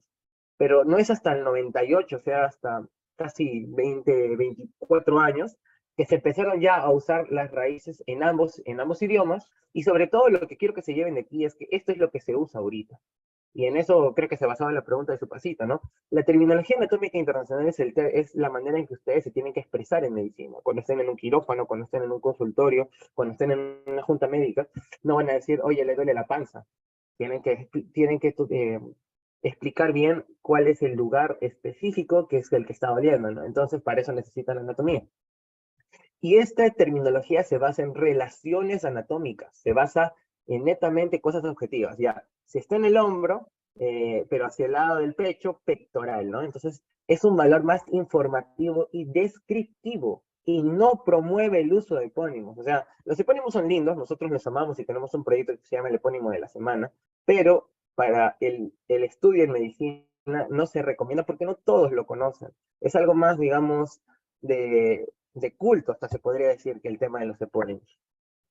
Entonces, en base a esto, ustedes van a encontrar dos estructuras. Por ejemplo, nervio músculo cutáneo se le llama perforante de Cerius. Y por ejemplo, también este plano que lo vamos a ver en un momento, que es el plano que pasa por debajo de la órbita, del punto orbitario. Aquí más o menos, acá está mi puntero. Aquí más o menos, miren, este es el punto orbitario, y aquí, que este es el punto porion, que está encima del meato auditivo externo, ese traza un plano. Este plano se le llama el plano que va de la órbita al meato, plano órbita meatal. Pero también lo vamos a llamar el plano de Frankfurt. ¿Okay? O sea, todo nombre generalmente va a tener su epónimo, pero se recomienda el uso de la terminología. Nosotros en el taller vamos a usar la terminología, pero tengan en cuenta de que si por ahí se nos escapa un epónimo es porque es importante y los doctores que las enseñan generalmente sí lo mencionan. Entonces, para esto tenemos que tomar en cuenta lo siguiente. El estudio orgánico, el estudio de cualquier órgano, es decir, Andrés, ya tú me dices, vamos a llevar clases de abdomen, vamos a llevar clases de tórax, vamos a llevar N clases. La cosa es, ¿cómo estudio, por ejemplo, el estómago? O sea, yo sé que la anatomía del estómago es bien compleja. Acá te dejo un ABC del, digamos, lo más importante para cualquier órgano, incluido neuro, etcétera. Hay cosas que se van a tener que adaptar de acuerdo a cada órgano, sí, pero este es algo, un panorama general. Ejemplo, todo órgano tiene su situación, sus inserciones o sus medios de fijación. Ejemplo, acaban de ver médula espinal, hablaron de medios de fijación. Hablaron de lo que sería la situación, de dónde a dónde va la médula, ¿no? En el caso de un músculo, de dónde a dónde se inserta. En el caso del corazón, dónde está situado, en qué parte del mediastino. O sea, todo empieza por dónde está. Como es anatomía y es ubicar, empiecen siempre de dónde está. En segundo punto, ustedes tienen que describirlo en su forma y sus dimensiones. Ejemplo, el riñón cuánto mide, porque eso les va a servir para saber una ecografía renal. El corazón cuánto tiene que medir normalmente. Si ustedes no conocen lo normal, no van a conocer lo anormal. Por eso la anatomía es tan importante. Entonces ustedes tienen que saber las dimensiones. No es necesario que se las memoricen, simplemente que en algún lugar tengan una manera de retener esos datos. Entonces, vamos a tener en cuenta que ¿cómo se llama? La forma. ¿Por qué la forma? Porque, por ejemplo, el estómago se parece a esas gaitas que, que, que usan los escoceses y le llamaban en forma de cornamusa, por ejemplo. O, por ejemplo, otra cosa, ¿han escuchado la palabra piriforme? ¿Piriforme qué significa? En forma de pera. Escafoides, ¿qué significa escafoides? En forma de barco. Entonces, ustedes dirán, pero ese huesito tendrá forma de barco. Así lo han descrito. Entonces, eso va en el segundo punto, forma y dimensiones. Tercer punto, ¿cómo está constituido un órgano? La morfología externa y la morfología interna. Ya lo acaban de ver con Roland. En la médula espinal hay morfología externa y interna. La externa son todos los relieves, todo lo que ustedes pueden ver sin hacer algún corte. La morfología interna es cómo está compuesto por dentro. Y también incluye a veces a ciertos aspectos de histología que es necesario conocer por cultura general.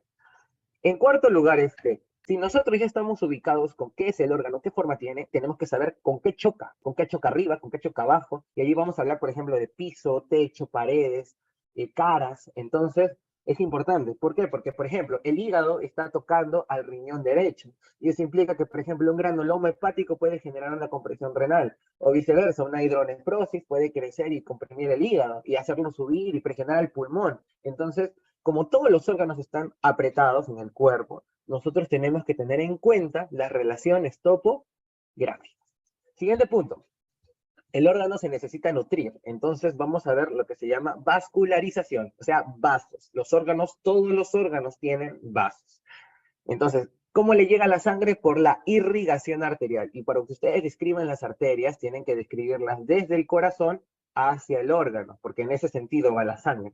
El otro punto es el retorno venoso, porque como dice su nombre, regresa. Entonces, por ejemplo, yo para describir las venas del miembro superior, ¿qué hago? Le escribo primero las de la mano, luego las del antebrazo, las del codo y voy retrocediendo hasta el corazón.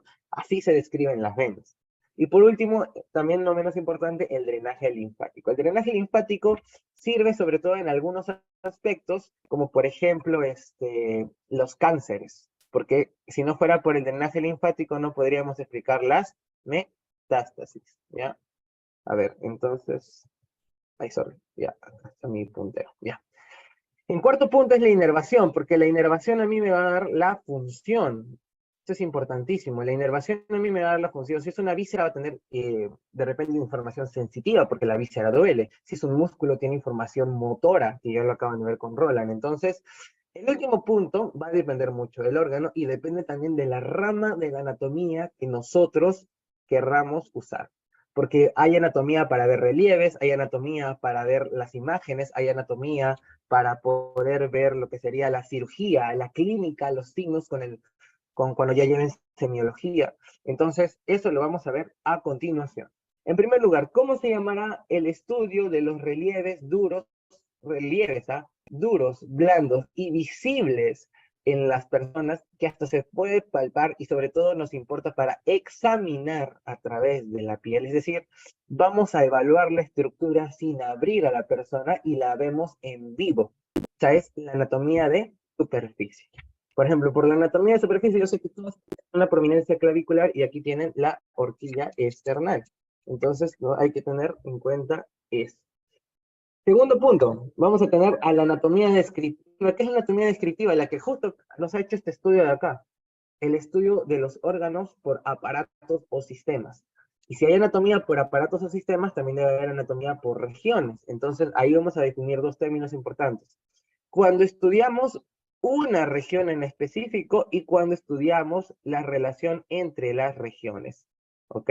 Entonces, cuando es una región, como dice su nombre, anatomía regional. Y cuando vemos las regiones, por ejemplo, aquí en el titán colosal, que lo vemos cortado, ya, vemos la región encefálica, vemos la región orbitaria, la región nasal, y cómo se contactan estas regiones. Por ejemplo, yo tengo una fractura de lo que sería el piso de la órbita, va a drenar la parte del seno paranasal maxilar, y esto puede generar una infección. Entonces, esto es importante.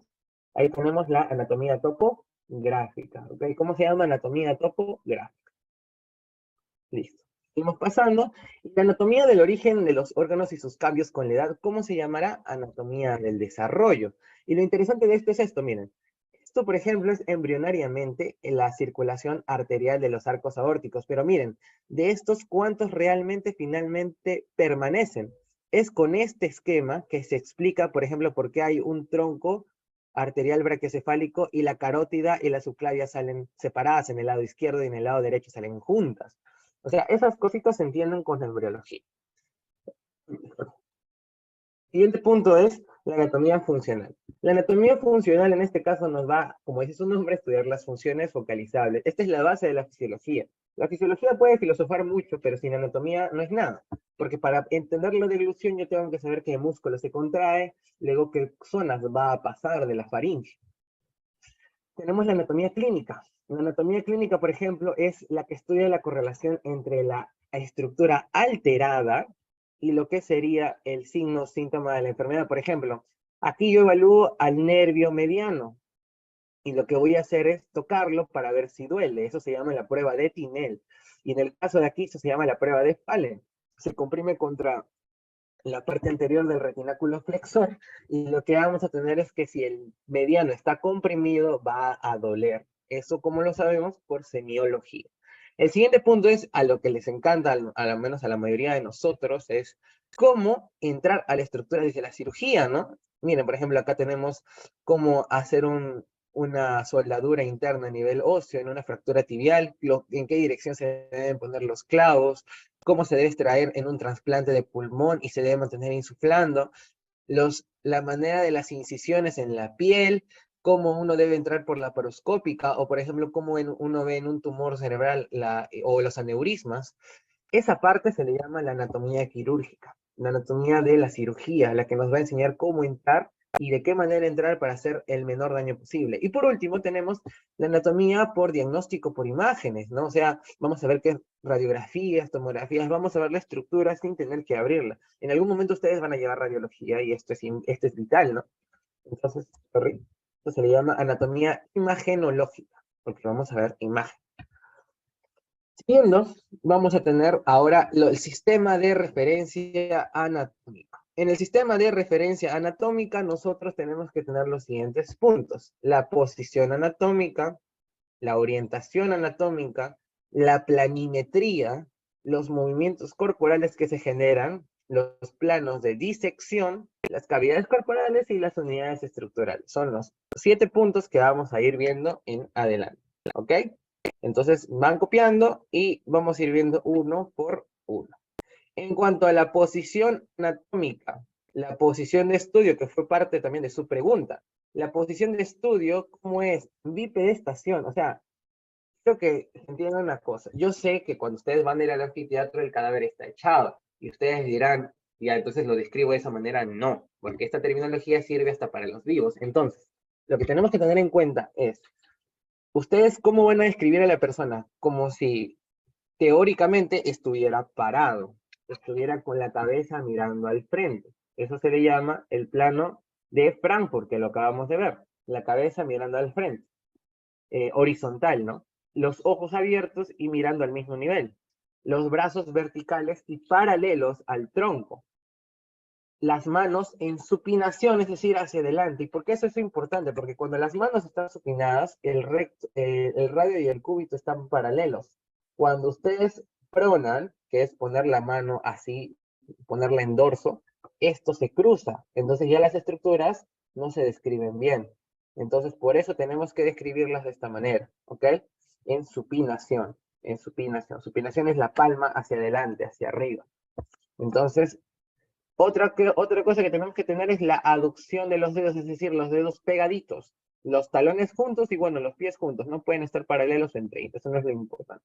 Lo que quiero que se lleven aquí es que la posición está parado a la persona, en bipedestación, y la cabeza está mirando hacia adelante, y que las manos están hacia arriba. Son esos dos conceptos, sobre todo. Hay más posiciones, obvio que hay miles de posiciones. Hay posiciones obstétricas, hay posiciones quirúrgicas que ahorita no vienen al caso. Si desean, lo pueden averiguar después. Lo más importante es la posición de decúbito, quizás de las adicionales, porque eso lo van a escuchar a cada rato. Decúbito supino, decúbito prono. Decúbito supino es boca arriba, la pancita arriba, ¿ok? Y decúbito prono es, como están viendo acá, modo después de un examen, modo de presión, modo echado boca abajo, ¿no? Queriendo matarse. Ya. Así, igualito como lo ven acá, con este ánimo, así, nunca se olviden que eso es decúbito prono, ¿ya? Decúbito supino es reflexionando de la vida, decúbito prono es me quiero matar, ¿ya? Entonces, supino es boca arriba, prono es boca abajo. El siguiente punto es sobre, bueno, los componentes, ¿no? Que ya hemos visto esto en la anterior diapositiva. Luego tenemos los términos, y esto es importante que se entienda. Los términos de relación son opuestos generalmente. Si hay arriba, hay abajo. Craneal, ¿qué significa? Que esté más cerca a la abertura superior de lo que sería el tronco. Y caudal, que esté más cerca a la parte inferior del tronco. Pero nuevamente es igual, superior e inferior. Cefálico, lo mismo, ¿no? Que esté más hacia la cabeza. Podálico, que esté más hacia los pies. Posterior y anterior es lo mismo. Vientre y espalda, ¿no? Vientre y dorso. Anterior, posterior. Aquí viene otro término. Medio significa que está en la línea media de unas estructuras. Por eso que el dedo medio es medio, porque está entre los 5 dedos, ¿ok? Pero aquí viene lo otro. Medial y lateral, ¿qué significa? Si esta es mi línea media, el hombro, por ejemplo, es más medial que mi mano, ¿ok? El hombro es más medial, está más al centro, mientras que la mano es más lateral, ¿ok? Entonces tengan en cuenta eso, ¿por qué? Porque toda la descripción que se haga siempre se hace entre dos estructuras. Es como en física, ¿no? La referencia siempre se da entre dos puntos. Entonces, nosotros, si quiero comparar, esto es más superior que esto. esto es más lateral que esto es más proximal, esto es más distal. Hay otros términos como por ejemplo en odontología mesial o clusal que no vienen en el caso. Quizás lo más importante que quiero que se lleven aquí es la diferencia entre lateral con medial, de externo e interno, porque los usan indiscriminadamente. Dicen rotación externa, rotación interna, ¿sí? El término correcto, estrictamente correcto, es rotación lateral y rotación medial, porque te alejas de la línea media o te acercas a la línea media. ¿Ok? En las universidades se usa indiscriminadamente como sinónimos, pero ustedes, como estudiantes de medicina, tienen que saber la verdad. Entonces, interno, ¿qué significa? Que está más cerca al centro de un órgano. Externo significa que está más lejos del centro del órgano. Y superficial y profundo es que esté más cerca a la piel o más cerca a la cavidad de una estructura. Pero hay una delgada diferencia entre definir superficial y profundo y la vamos a ver después. En cuanto a los planos y los ejes de disección, quizás lo más importante sea eso. Entonces, miren, ¿ah? El plano coronal va a ir de arriba a abajo. Este verde es el plano coronal. Va a ir de arriba a abajo y de lado a lado. Es decir, me ve así. De arriba a abajo y de lado a lado. ¿Okay? De arriba a abajo y de lado a lado. Ese es el plano coronal, como una corona. ¿Cómo te pones una corona? Por delante. ¿Sí? Entonces, el plano coronal es así. El plano sagital es como una flecha. Va de adelante hacia atrás y de arriba a abajo. Mientras que el plano transversal va mirando las estructuras de lado a lado y de adelante hacia atrás. Con eso que les acabo de explicar, yo les he dejado aquí una tarea. Ahora me responden por el chat. Esta primera tomografía, esta primera resonancia magnética, ¿qué cosa vendría a ser, por ejemplo? Vendría a ser, ¿en qué plano? ¿Coronal, transversal o sagital? Muy bien. Ahora me responden por interno, pero respondan por el chat también todos. Este plano es un plano transversal, ¿no? Porque vamos a ver que se ve de adelante hacia atrás y de lado a lado. Esto nos permite para ver las estructuras. Muy bien. El segundo plano, ¿cómo sería? Mira, va de arriba a abajo y va de lado a lado. Ese plano sería el plano frontal o coronal. Muy bien. Y por último, este va de adelante hacia atrás y de arriba a abajo. Listo. Este es el plano sagital. Están súper pros, ¿no? ¿Por qué les digo esto? Este sería el coronal. Esto sería el transversal. Este sería el coronal. Y eso sería el sagital. Ya, listo. ¿Por qué es importante esto? Porque cuando ustedes lean radiografías, tomografías, resonancias, etcétera, es importante que se sepan expresar con propiedad. Si no, F en el hospital, porque los doctores son así, ya, dime en qué corte es esto. Y tú vas a quedar sin responder. No, pues ya te estoy salvando con los chicos del sexto taller para que no des falta en el hospital. Pero los movimientos, depende del eje. Por ejemplo, en el eje, en el plano sagital, vamos a ver de qué se da esto. La flexión y la extensión. ¿Por qué? ¿Cómo diferencio yo flexión de extensión? La diferencia es súper sencillo. Flexión no solo es el movimiento más sencillo, porque mira, ponte a pensar, ¿qué es más fácil? ¿Hacer esto o hacer esto? Y que densa. Es más fácil hacer esto. Así lo reconoces tú, en primer lugar. La flexión es más fácil, pero si lo ponemos a hacer así elitistas, vamos a tener que la flexión es reducir el ángulo de conjunción de una articulación. Suena más fino, ¿sí o no? La flexión es reducir el ángulo. Reduzco el ángulo que hay entre dos estructuras que forman una articulación, mientras que en la extensión lo amplío. ¿Ok? Entonces, mientras la flexión disminuye el ángulo, la extensión lo abre. Y ambos son en el plano sagital. Listo. En cuanto a la aducción y la abducción, ¿estos en qué plano serían? En el plano coronal. Y en este caso es lo mismo, ¿no? Abren el ángulo, que es abducción, aumentan el ángulo y disminuyen el ángulo, ¿no? Que es en el caso de la aducción. Ojo, por un tema etimológico, a veces, para que no se confundan los estudiantes, decimos abducción, pero el término correcto es abducción, ¿ok? Abduzca. Entonces, abducción, aducción, abducción, aducción. Entonces, por último tenemos lo que es la rotación lateral y la rotación medial. ¿En qué se basa eso? Miren, vamos a ir viendo, ahí vemos en la animación.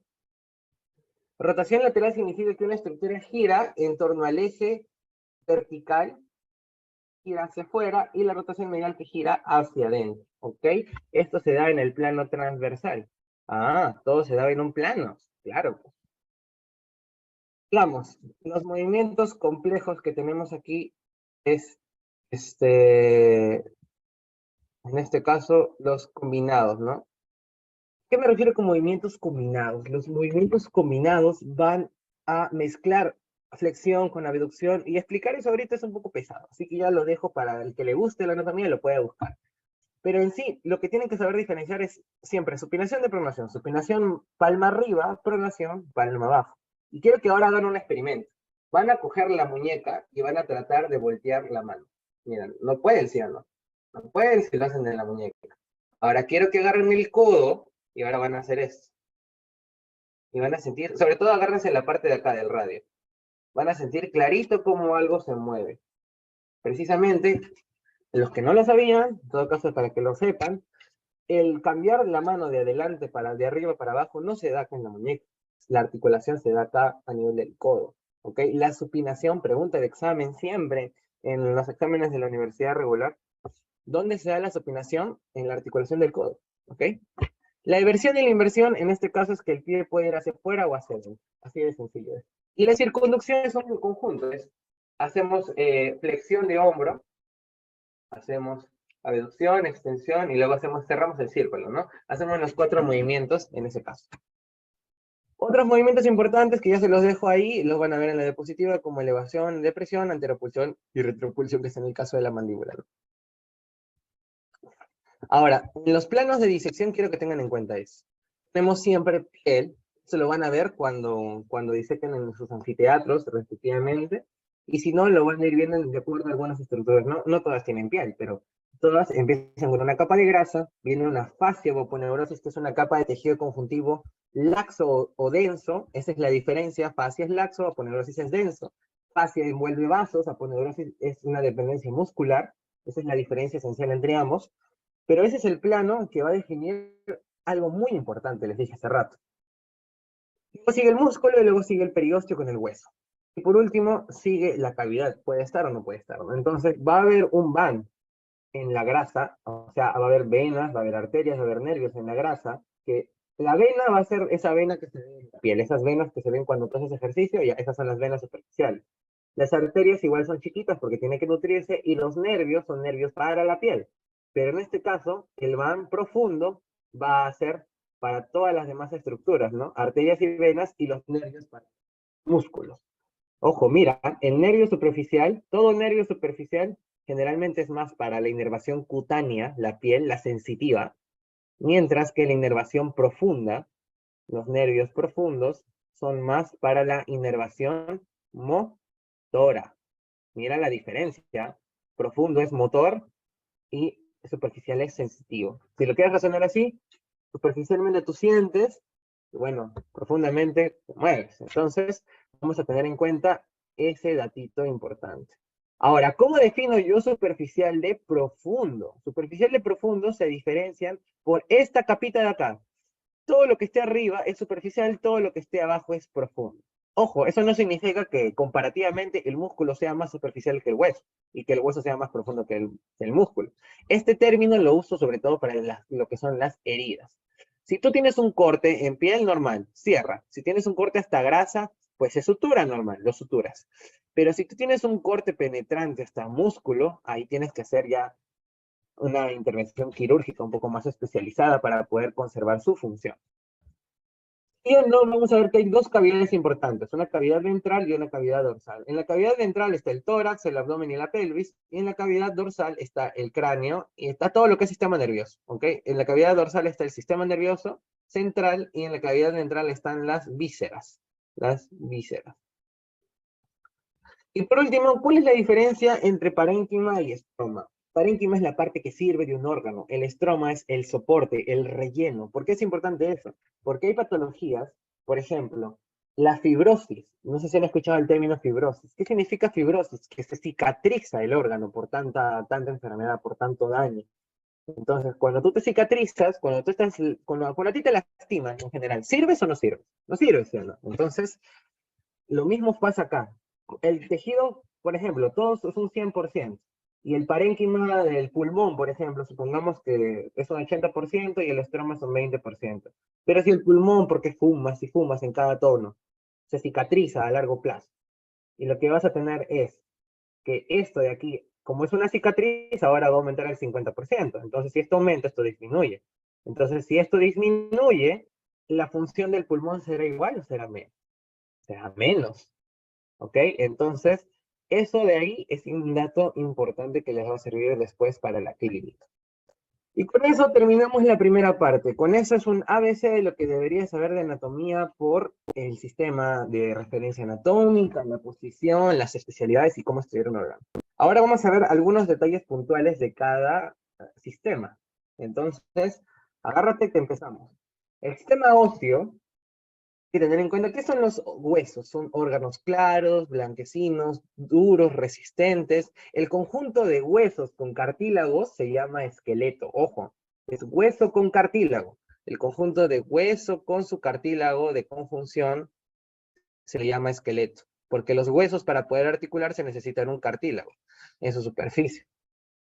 ¿Cuáles son sus funciones? Sostén para las partes blandas, protección para esas cavidades, articulación en la unión de ellos y la locomoción pasiva porque los músculos los utilizan como también, sí, las utilizan ya, los utilizan para moverse.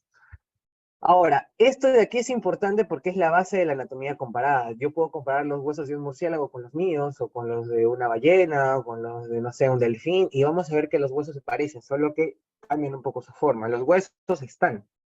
Ahora, los esqueletos, en este caso, por ejemplo, ustedes van a ver el esqueleto artificial, que es ese que ven colgado en el anfiteatro, ¿ok? Y el esqueleto desarticulado, que es el que se enseña por piezas sueltas.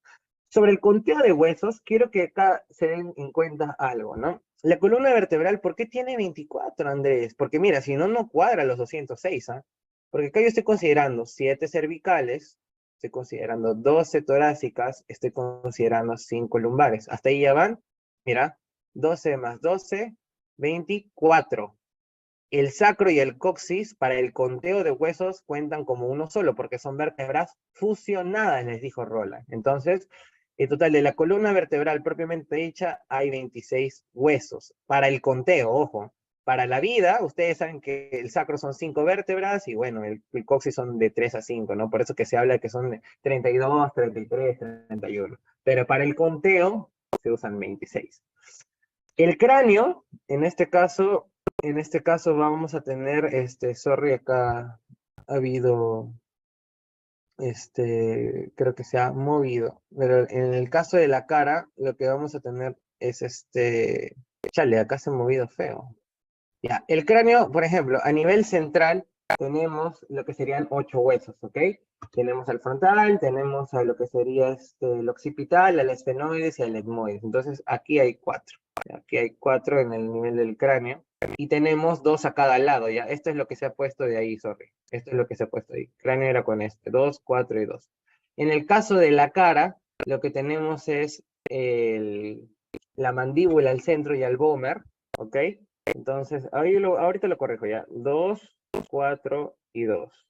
En el caso de la cara tenemos 2 al centro, que son la mandíbula y el vómer. Y aparte de eso tenemos nosotros 14 huesos, ¿no? Entonces acá habrían 6 y acá habrían otros 6, ¿ok? Entre los demás que faltan. En el cráneo hay 8 huesos en el neurocráneo y en la cara hay 14 huesos. En total hay 22 huesos en la cabeza, ¿ok? Ahora, el yoides es solo uno, así que normal. Los osículos, porque ese es el otro nombre que te dejo, se le llama osículos, son los huesecillos del oído. Y en el caso de los huesecillos del oído hay 3 a cada lado. En el caso de las costillas hay 24, en el caso del esternón hay 1, en el miembro superior hay 32. ¿Por qué? Porque tenemos 2 acá, clavícula y escápula. Tenemos 1 acá, van 3. 5, 8 en el carpo, van 13. 5 en el metacarpo, van 13 más 5, 18. Y por último tenemos 14, ¿no? Porque son 3 por 4, 12, más 2, 14. Ahí están los 32. En el miembro inferior es igualito, solo que tenemos 7 en vez de 8 en el tarso.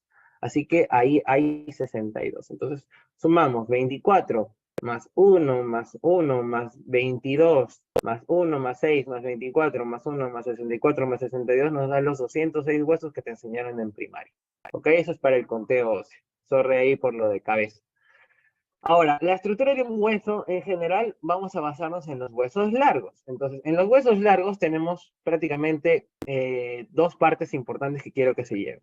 Lo que serían las epífisis y las diáfisis. La diáfisis es la parte central del hueso y las epífisis son los extremos, ¿ok? Hay una epífisis proximal, que significa que está más cerca al tronco, y hay una epífisis distal, que es la que está más lejos del tronco. Entonces, los huesos largos están a nivel de los miembros superiores. Entonces, nosotros, por ejemplo, y de los miembros inferiores, ¿no? Tenemos que la epífisis, ¿qué va a abundar? Pregunta de examen. En la epífisis abunda el tejido óseo esponjoso, esas trabéculas que vemos ahí, ¿no? Mientras que en la diáfisis va a abundar más el hueso compacto. En la diáfisis abunda más el hueso compacto, que es el conjunto de toda la parte de las laminillas, los conductos de Bolman, etcétera, ¿no? Donde están los osteocitos propiamente dichos. En el esponjoso está cubierto de todo lo que sería la grasa de la médula ósea amarilla, y bueno, también parte de la médula ósea roja, ¿no? Y aparte, acá tenemos una cavidad, ¿ok? Todos los huesos generalmente tienen su médula ósea. Esta médula ósea es importante porque aquí se produce la sangre. Este es el órgano de la hematopoiesis, ¿ok? Es una de las funciones del hueso indirectamente, generar sangre. Precisamente cuando acá hay alteraciones, eso se llaman las famosas leucemias, ¿no? Las alteraciones en la serie blanca. ¿Y cómo se llamará esa zona entre diáfisis y epífisis? Se llama metáfisis. Y en esa metáfisis, lo que nosotros vamos a tener es que mientras somos niños o somos jóvenes, muy jóvenes, esta zona todavía está en crecimiento, ¿no? En el caso de los hombres, por ejemplo, todos los que somos menores de 25, tenemos esto, ¿no? Todavía. Se cierra a los 25 años y ya es el último momento hasta el que tú puedes intentar crecer. En el caso de las mujeres, suele cerrar a los 18, 19, por eso que ellas crecen primero en primaria y de ahí se quedan chiquitas, ¿ok? Porque cierran primero la metáfisis, eso es por las hormonas femeninas en este caso, ¿ya? Y listo. Entonces, seguimos y vamos a tener en cuenta ahora a los tipos de huesos, ¿no? Entonces, en este caso, los tipos de huesos son los siguientes. Tenemos huesos planos, tenemos huesos largos, tenemos huesos cortos, irregulares y sesamoideos, ¿no? En este caso, la diferencia principalmente es no tanto por el tamaño, porque dirás hueso corto es porque es chiquito. Hueso corto solo hay en el carpo y en el metacarpo, ¿ok? Hueso plano principalmente están en las cavidades, sobre todo en el cráneo. Huesos largos solo están en los miembros superiores e inferiores. Todos los demás huesos son irregulares. El esfenoides, las vértebras, ¿ok? Son irregulares. Los relieves o procesos que van a encontrar, son un montón. Ahí se los dejo para que ella busque las diferencias, porque no es lo mismo Epicondio, lo que surco, que esposa. Es un poco exquisita la terminología, ¿ya? Pero ahí les he dejado los que más o menos pueden ir revisando. Y por último, esto sí ya, lo de huesos, si quieren, es medio primarioso, olvídense, pero este dato sí es importante para la vida de un médico. En el hueso no duele. ¿Okay? El hueso se nutre por arterias nutricias, se recoge las venas por venas emisarias, en el caso del cráneo hay venas diploicas, pero ¿qué cosa duele de un hueso? O sea, si tú te rompes el hueso, en teoría no duele porque el hueso se haya roto. Duele porque quien está inervando la superficie del hueso es el periósteo. El periósteo. El periósteo es una membrana de tejido conjuntivo que reviste el hueso. Tú eso lo tocas, te duele horrores. Esto se inflama en las enfermedades. Por ejemplo, en el dengue hay un cierto grado de periostitis. Entonces, esto ténganlo en cuenta porque lo que duele en el hueso no es el hueso mismo, es el periósteo. Si ustedes se rompieran el hueso por dentro y el periósteo sigue intacto, pues, escucha, no duele, no duele. Entonces, la osteoporosis por eso no duele, en este caso. Duele cuando ya hay una fractura por el periósteo, ¿ok? O porque el periósteo se lo sensibiliza, etc. Ahora vayamos con las articulaciones. Esto faltó. Las articulaciones, ¿qué cosas son? Es un debate definirlas, ¿ya? Así que de una vez les dejo los libros en los que me he basado. Unos dicen que es el conjunto entre huesos, o sea, todo lo que hay de los elementos que hay entre dos huesos. Otros dicen que es el conjunto de formaciones anatómicas, otra vez, estructuras entre huesos. Otros ya les son más finas y dicen tejidos. Otros dicen el punto de contacto entre los huesos. En conclusión, las articulaciones o yunturas, o joints en inglés, ¿no? Va a ser la interacción mecánica de dos o más superficies sólidas y de la misma naturaleza. Pueden presentarse como presión, tracción, fricción, sostenimiento, etcétera, ¿no? Entonces, hay que tener en cuenta los tipos. Por el grado de movimiento es fácil decir, ¿no? Hay articulaciones móviles, hay articulaciones semimóviles y hay articulaciones inmóviles. Móviles como la que ven aquí en una radioscopía, porque radioscopía es cuando ves una radiografía que se mueve, ¿ok? En vivo. Entonces, esta es una radioscopía de hombro, por ejemplo, y esta de acá es de rodilla, ¿ok? Entonces, tú vas viendo cómo las articulaciones sinoviales se recontramueven. Las semimóviles, en este caso, vamos a ver cómo, mira, ¿ves? Cómo la articulación de la parrilla costal se ensancha y luego se disminuye, ¿no? Las costillas se elevan para poder ampliar el diafragma. Por último, las inmóviles, como en el cráneo, ¿no? No se mueven los huesos, están soldados. Por la naturaleza del tejido tenemos lo siguiente. Si están continuas se les llama sin articulación, sin artrosis, sin nada. Si hay una discontinuidad se le llama diartrosis, porque hay discontinuidad. ¿Okay? Acá en los términos te los dejo para que no se confundan nunca. Si no hay cavidad, pero hay tejido conjuntivo, se les llama articulaciones sólidas. Si hay elementos, se les llama articulaciones sinoviales. Es decir, y ahí ya me voy dando cuenta, ¿no? Todas las sinartrosis son articulaciones sólidas. Y todas las diartrosis son articulaciones sinoviales. Coincide. Ahora, si el tejido que se interpone es fibroso, en este caso vamos a tener lo siguiente, ¿no? Sinostosis es hueso. Sin fibrosis es lo que sería articulación fibrosa. Cartilaginosa es sin condrosis, ¿no? Ahorita vamos a ver esos términos un poco más a detalle.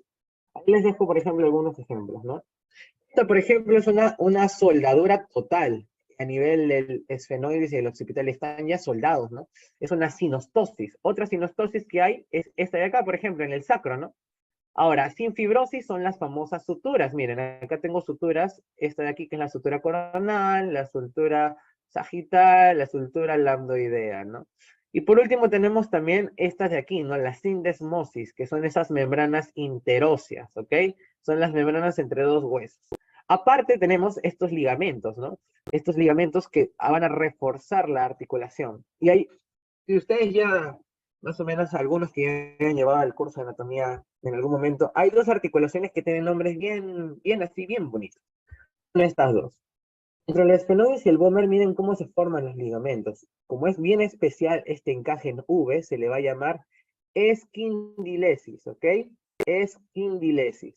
La esquindilesis que están viendo es aquí. ¿Y entre quiénes se forman? Entre el esfenoides y el vomer, ¿ok? Entre el esfenoides y el vomer. Ahora, otra articulación importante quizás para los que en algún momento querrán ser cirujanos de cabeza y cuello o han tenido amigos de odontología son estas de acá, ¿no? Entre los dientes y el maxilar. Como ven, este tejido esponjoso lo envuelve, lo atrapa al diente. Eso se llama gónfosis. ¿Cómo se llama? Gónfosis, ¿ok? Son los dos nombrecitos que les dejo. Y en una articulación sinovial, ¿qué estructuras hay importantes? Ahí más o menos me acuerdo que en la diapositiva que les he encargado, que les he dejado, les dejé para que llenen, ¿no? Solo que está en inglés, lo que ven ahorita. Yo sé que ustedes, obviamente, como todo estudiante de medicina, tienen que dominar el inglés. Entonces vamos a ver, voy a ver qué cosa les marqué para darles las claves. A ver, yo me acuerdo que les marqué, acá está. Empezamos, hoy sorry. Les marqué esta de acá, ¿no? Aquí está fácil. Sorry. Aquí está fácil. Esta de aquí, ¿sabes? Esta es la membrana sinovial, ¿no? La membrana sinovial es esta cosita roja. La membrana sinovial es importante porque es la que genera el líquido. Cuando esto se inflama, se llama artritis, ¿ok? Artritis. Y crece y se forma el famoso panus, que ya lo verán cuando ya en fisiopatología, etcétera. Pero esto se le llama membrana sinovial. Ahora, esto de aquí es el cartílago hialino, ¿no? El cartílago hialino. Este cartílago de contacto es el que permite y evita el rozamiento entre estructuras de hueso y periósteo. Cuando esto se desgasta, duele horrores. Y cuando se desgasta, es un proceso degenerativo llamado artrosis. Pero se le llamaba artrosis si ustedes han estudiado hasta antes del 2010. Actualmente, el término médico más correcto es osteoartritis. ¿Ok? Osteoartritis es el término médico correcto de la artrosis. Entonces, cuando la membrana sinovial se inflama, es una artritis. Cuando el cartílago hialino, que es el que reviste, el cartílago de revestimiento, también le puedes poner ahí abajo, se le llama artrosis o osteoartritis actualmente, ¿no? El otro término que les dejé acá es la cavidad articular.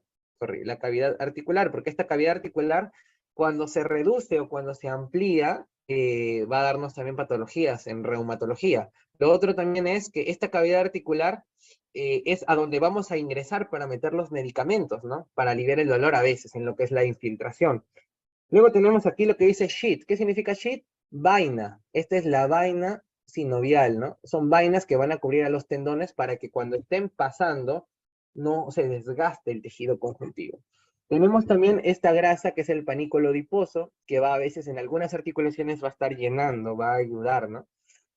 Y que también se inflama, ¿no? Tenemos también lo que sería este triángulo que ves acá, que es el disco articular o también llamado menisco. ¿Para qué sirven estos meniscos? Mira, en esta articulación yo veo que es como un rompecabezas, ¿no? Encaja C con C, pero aquí veo que es un cuadrado con un círculo. Entonces yo desde inicial, igual que ustedes, sabemos que el cuadrado y el círculo no se llevan. Entonces para eso hay que poner estructuras que aumenten la superficie de contacto y eso de ahí esa es la función de los meniscos. También se desgastan. Donde hay meniscos, por ejemplo, dos importantes que tienen que saber. Uno de lo clásico, ¿no? A nivel de la rodilla y el otro a nivel de la articulación temporomandibular.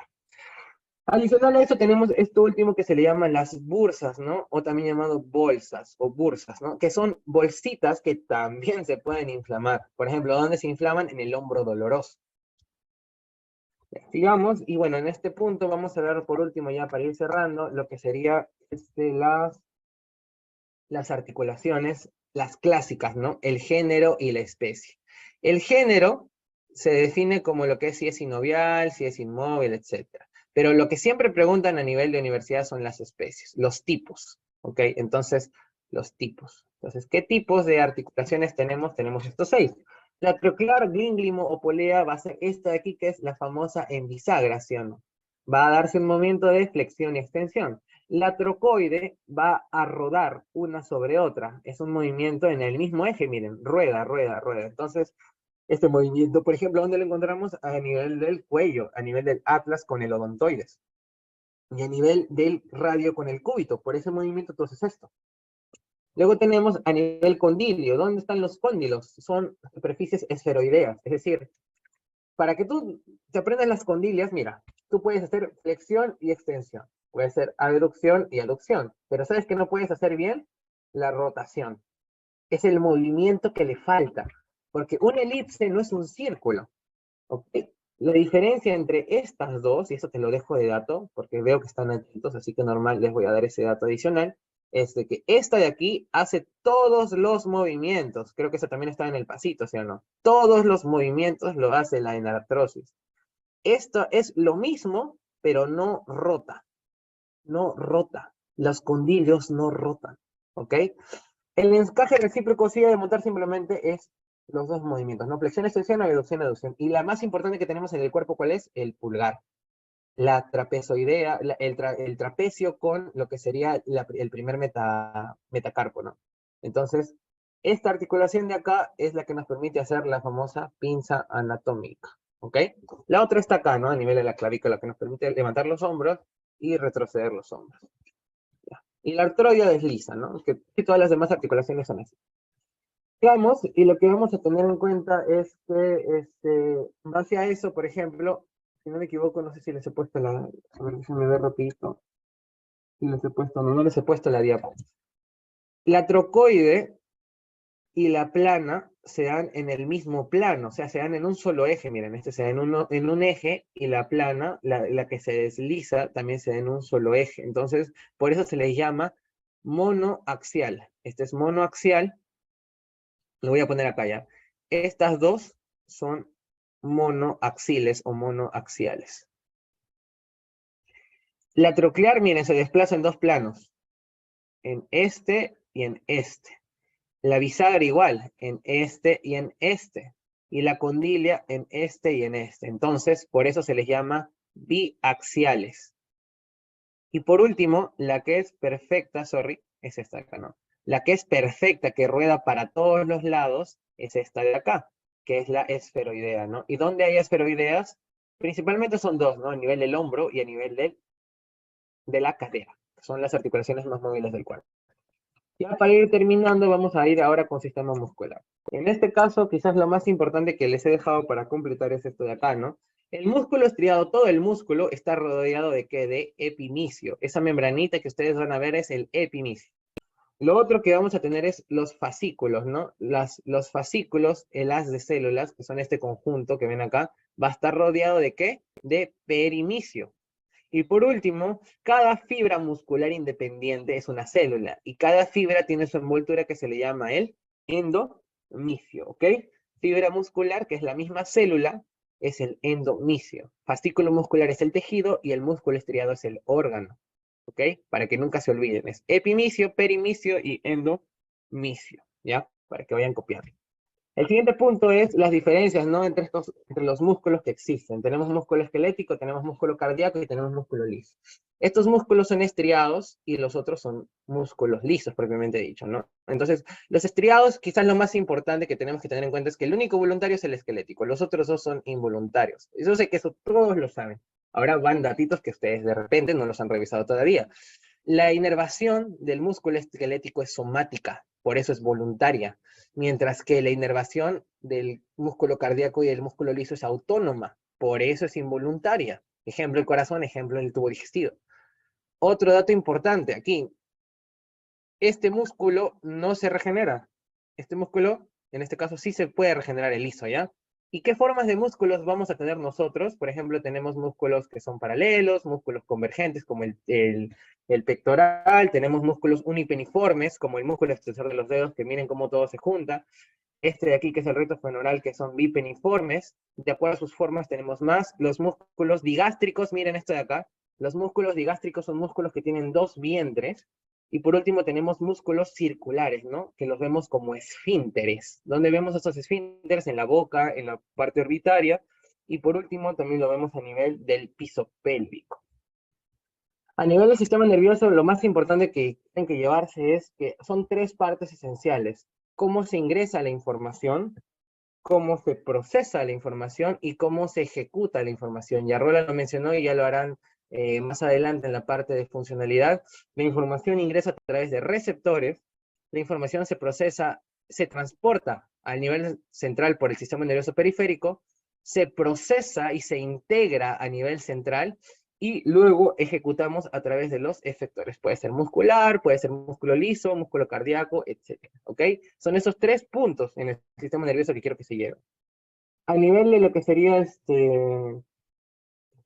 a nivel de lo que sería cardiovascular, lo que se tienen que llevar es que nosotros tenemos arterias y venas. El corazón, como lo verán después, es un órgano aspirante e impelente, es decir, chupa sangre por presión y por volumen y la expulsa por presión. Entonces, para yo recibir bien la sangre, ¿cómo se llaman los vasos que llegan al corazón? Venas. ¿Cómo se llaman los vasos que salen del corazón? Arterias. Las venas necesitan ser más volumen, entonces tienen que tener más capa elástica, más adventicia, por eso la adventicia es mayor. Mientras que a nivel elástico, en la parte de las arterias tienen que tener más músculo para contraerse.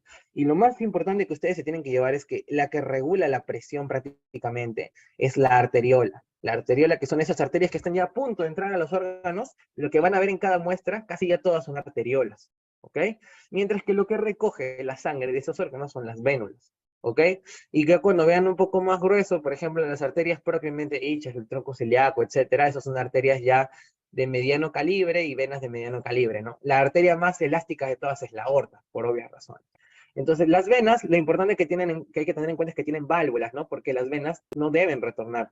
Y sobre todo porque por la gravedad van a tratar de. Entonces, ¿cómo avanza la sangre a nivel de la circulación venosa? Por contracción, pregunta de examen, ¿no? ¿Cómo avanza la sangre a nivel de la contracción venosa en los miembros? Por contracción. Por eso, que cuando tú, por ejemplo, usas esas medias apretadas y esto no avanza, o no te mueves, o paras sentado mucho tiempo, parado mucho tiempo, se te hinchan las piernas y la media te marca, porque se genera un ligero edema, chiquito. ¿Ok? Y es porque necesitas hacer contracción para que la sangre avance, ¿no? Y deje de perfundirse a los tejidos. Por último, Este es el esquema general de la circulación, ya lo pueden revisar después. Y bueno, ¿no? Ese es el esquema de cómo más o menos va yendo la parte de la irrigación arterial, ¿no? Cómo va saliendo de la aorta, va pasando por todos los órganos, y estas son las arterias principales. Por último, también tenemos el mismo esquema a nivel de la parte venosa, que ya lo pueden revisar a más detalle después. Y finalmente, a nivel linfático, lo que tenemos que tomar en cuenta es de que la linfa es ese líquido intersticial que se reabsorbió porque hay que vigilarlo. Hay que vigilar cómo está el líquido que está rodeando a los órganos. Y por eso hay glóbulos blancos vigilando ese líquido en los ganglios linfáticos, ¿ok? También es para reabsorber la grasa de a nivel del intestino. Entonces, por último, y ya con eso termino, lo que tenemos que tener en cuenta es que la linfa en todo el cuerpo se divide por cuartos. 3/4 del lado izquierdo y del inferior derecho drenan por el conducto torácico, y el resto de la parte superior derecha drena por el conducto linfático derecho. Eso es lo principal que se tienen que llevar del sistema linfático. Entonces, con esas generalidades, con todo lo que hemos visto ya el día de hoy hasta el momento, espero que les haya servido mucho. Aquí les dejo las referencias que he utilizado, ¿ya?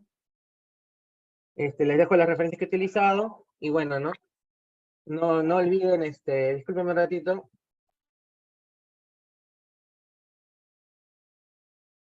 Acabo. Disculpen. Lo último es que, nada, muchas gracias por la atención, y si tienen alguna pregunta, normal me la pueden dejar por el chat. Yo les respondo. Sorry. ¿Ya? Si no, eso sería todo, y descansamos un par de minutos para que entre Roland. Roland, ¿ya regresaste? Creo que ya va a volver a entrar en un ratito. En todo caso, Sí, Andrés, ya estoy me podrían dar el cojos y sí, esperamos 2 minutos para empezar. ahorita te acabo de ver. Bien. Ahorita te doy el Sí, cojo. 2 minutos y empezamos, no te preocupes. Ya listo. Entonces, si no tienen ninguna pregunta, ya nos estaremos mañana viendo conmigo en mi caso con la ponencia de lo que sería cráneo, etcétera. Creo que todo quedó claro, que me alegra. Y por último, chicos, ya saben, no duden en hacer cualquier duda, lo que sea que necesiten por el chat. Eso sería todo, y bueno, el material se está subiendo al aula virtual progresivamente. Y nada, ¿no? Eso sería. Muchas gracias, chicos. ¿Ya? Los dejo con Roland, que descansen un ratito.